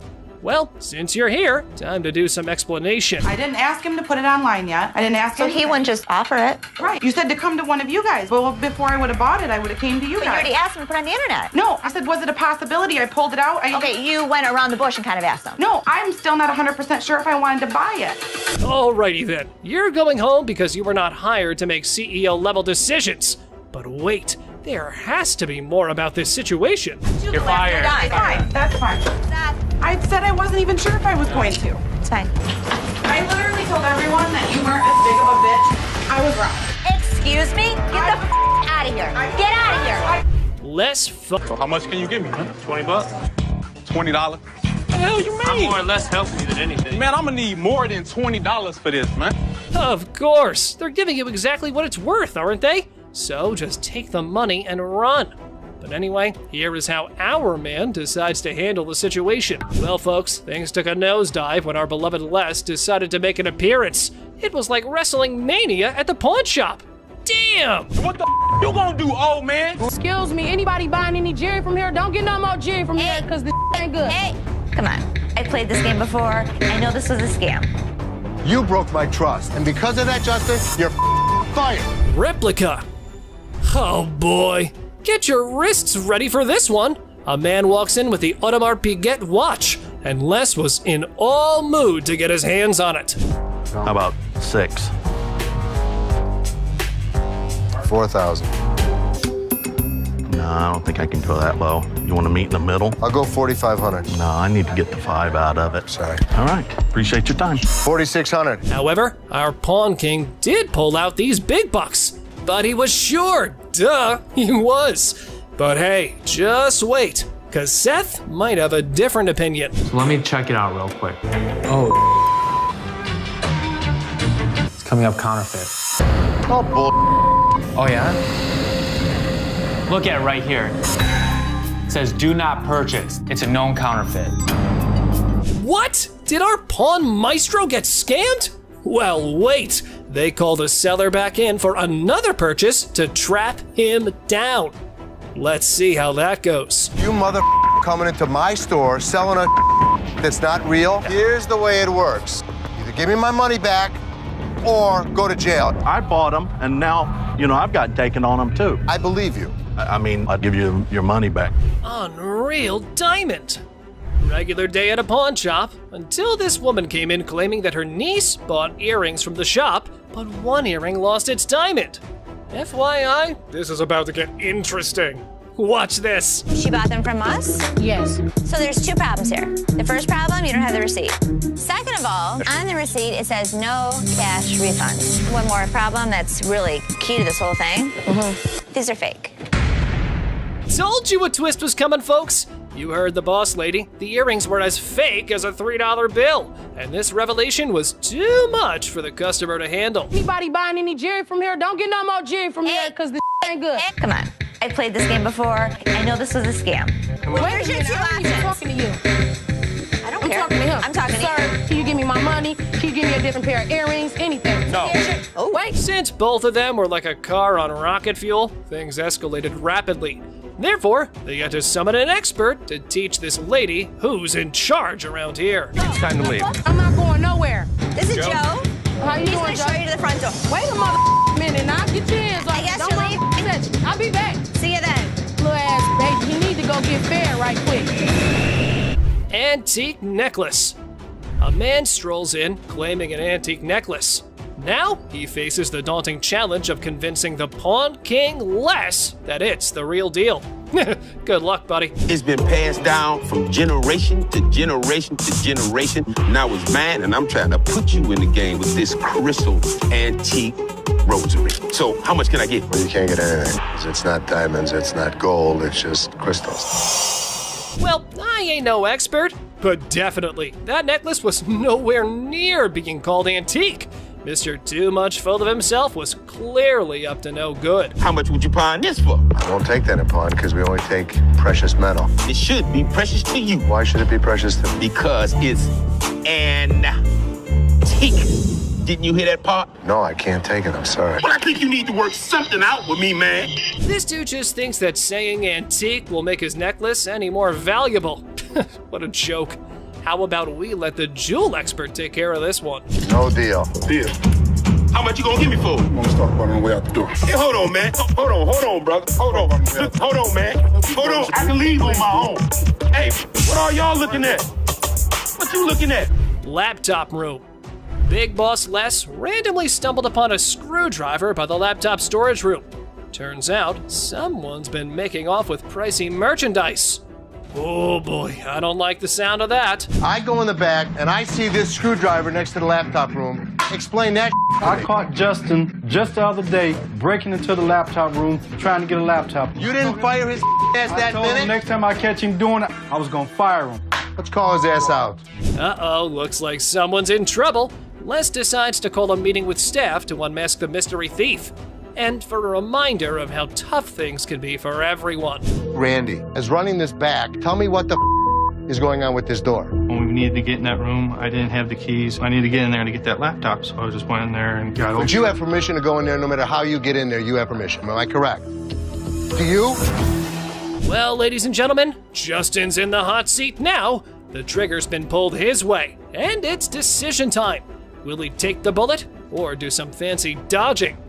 Here it is. Did you steal anything? No, I would never steal anything. It's just to do my job. When I'll ask Rodney for the key, and Rodney doesn't show up to get this laptop, that manager that I asked didn't come get the laptop, so I'll just... What the excuse is? You broke my trust, and because of that, Justin, you're fired. Tiffany watch. A man's got an antique Tiffany watch and a burning desire to sell it to the pawn queen, Ashley. But hold on to your goats. There's a twist coming. I've already done a little bit of research on this thing. This watch is 160 years old plus, at least. And you've had offers of $3,200 and you want more. I do. It's gorgeous. There's old mine-cut diamonds on it. This could be worth thousands of dollars. I need my dad's help.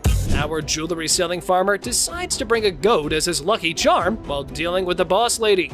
But the real question remains, is the Tiffany watch the real deal? This watch could be worth a fortune. Does it say Tiffany in it? Nowhere inside. That's the problem. So, a couple things. Why would Tiffany not want to buy it? They don't actually do that at Tiffany's in New York, so they won't authenticate it. They don't authenticate items that aren't genuine, sir. Like this cheap knockoff. You better go put that back in your pocket. And get going now. The movement in the watch is not Tiffany. Tiffany did make their own movements. Another thing that makes us believe that it's not Tiffany is the way the diamonds are set. 160 years ago? Tiffany would have normally set them better. More professionally. Even back then. I can pop it back on. It's no big deal. It should pop on pretty easy. No cables. Here. No, we can't go for that one. PS3.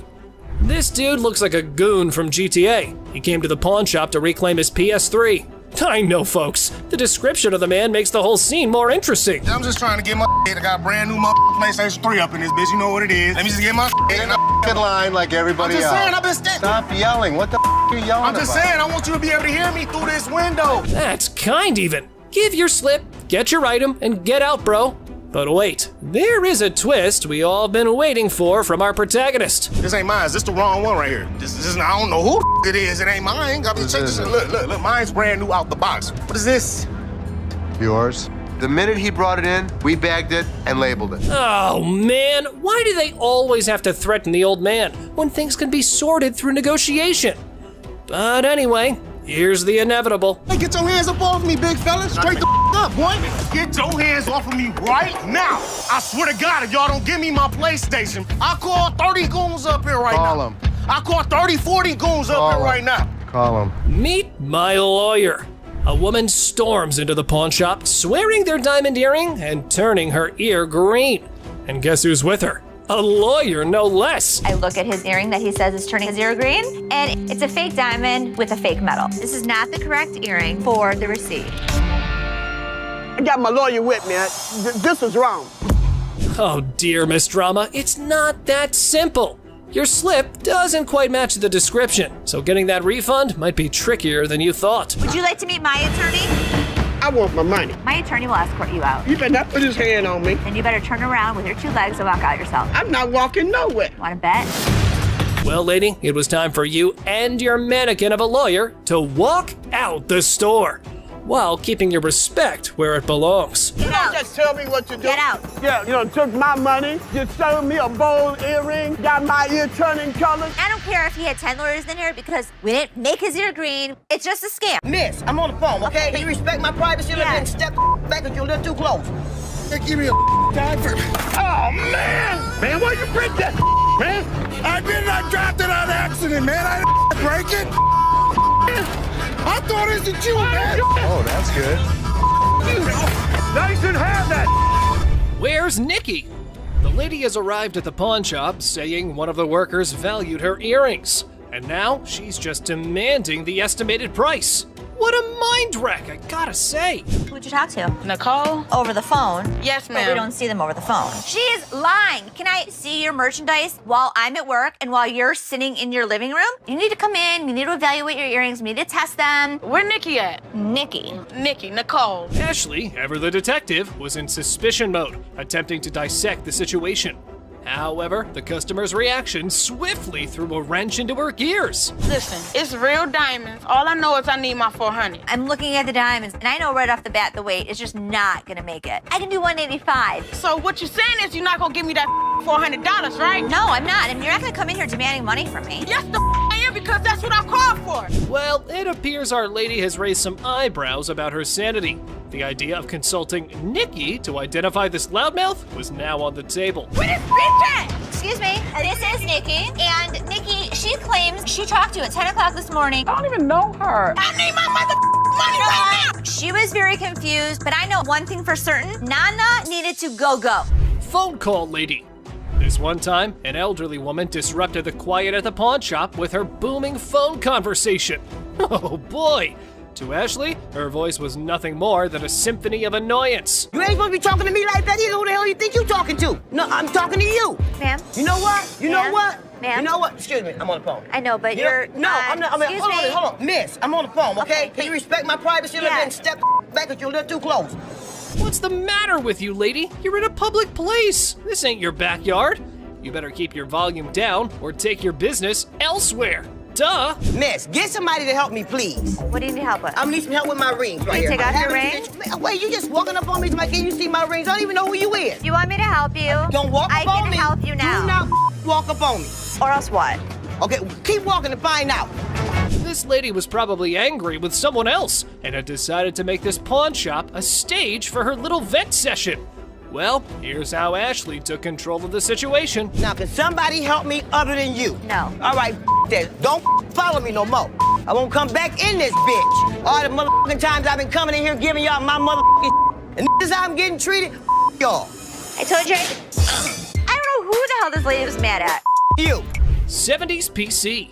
Two older folks enter the pawn shop with 1970s computers. They hope to sell them to fund a trip out west. Let's see if they were able to enjoy the blast from the past. Got some equipment here. So how much are you looking for? About $900. To be honest, if you bought these new, it's about like $400. We need more than that. Yeah, we need more money than that. What I can offer you is $0. Zero. Things took a sudden turn, and honestly, it felt like we stumbled into some reality TV treat. Buckle up, because this pawn shop just got a lot more interesting. You mean zero? Most people don't get that aggravated when they bring in like ancient artifacts. Yeah, people collect these. Oh, they're antiques now. We'll take 800. $0. That's the How best many times do I need to tell you? No, 800. We're not interested in it. Leave the I store. ain't I'm taking not it out of taking this it. store. Well, fellas, y'all better just use it to scroll some pictures of the out west, because I probably think that trip's now canceled. You and you too. Oh man! I thought it was you, man. Didn't have that. Put it in the dumpster if you want. She slap. Other than Ashley, the queen of quotes in this pawn shop. This ring right here. Her ring most dramatically. What are you doing? He wanted an appraisal on this ring. On my ring? Why'd you take my ring? Well, I wanted to see how much it was worth. Bull. You're a liar. Why'd you take my ring? Ouch! Painful lesson learned, folks. Our big boy now knows the golden rule. Never pawn your wife's ring without her permission. Priceless wisdom, I must say. Sorry. What? All of a sudden, boom, punches him, and I am dumbfounded. You're a idiot. Let's go. Right now. That's my TV. A boyfriend pawned his girlfriend's TV, and now she was on a mission to reclaim it. Looks like he learned the hard way that pawning isn't relationship therapy. Have a good day. Pacifier pawn. Seth, our pawn shop hero, encounters quite the character of a customer eager to part with both a TV and a ring. But wait, what's in her mouth? I'm Seth. Oh, you cute. Yeah. So how can I help you? I'm just bringing, my TV and my ring, trying to at least walk out with 800. Let me see your ring. That's right, lady. Our Seth here wasn't going to crack open with that pacifier or your flirting skills. How about we cut to the chase and look at the valuables? Her ring was pretty nice. It has diamonds. It's 10 karat gold. Her TV was relatively nice. You still answer my question. I said what you wanted. I know, I said I'm good. So, you need a loan or you want to sell it? Loan. Loan? About $300. Want to taste my ring? No. Or lick it? What did she just say? Well, even if the sun rises from the west, I ain't putting that in my mouth. How about we look for someone who might? Would you suck on that pacifier for $20? You can lick it. I know you want to. Yeah, you. Ready?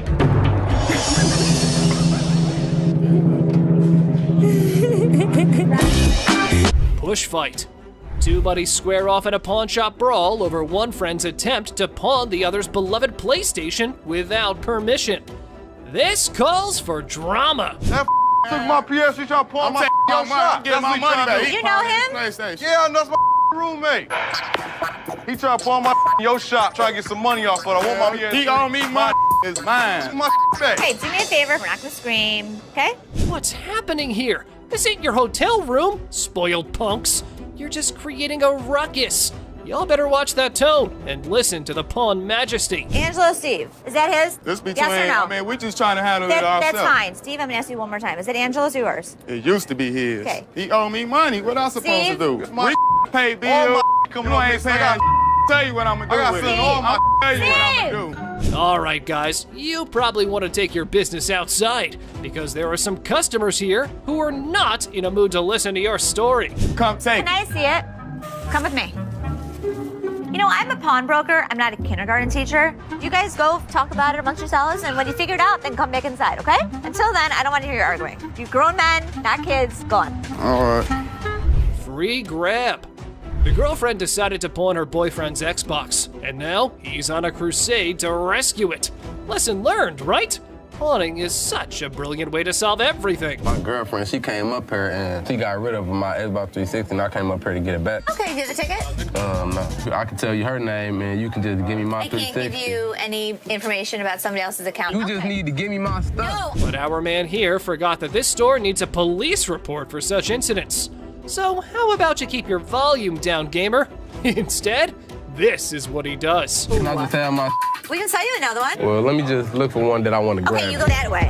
Wait, right Hey, what here. up 360 there, bro? And I'll sell you one. Stop right here. No, ain't no And I'll selling. sell you one for $200. No, I can grab one for free. Excuse me? Yeah, you can heard. do what? What in the world was this dude thinking? He was running around like it was a jogging park. But hold on to your seats. Big Joe was here for a run too. Hey! Get out of here. Get the out. Now. All right, now. Don't ever step back my You gonna make me move? Get out of my face. I'm My snapping at store. Bye.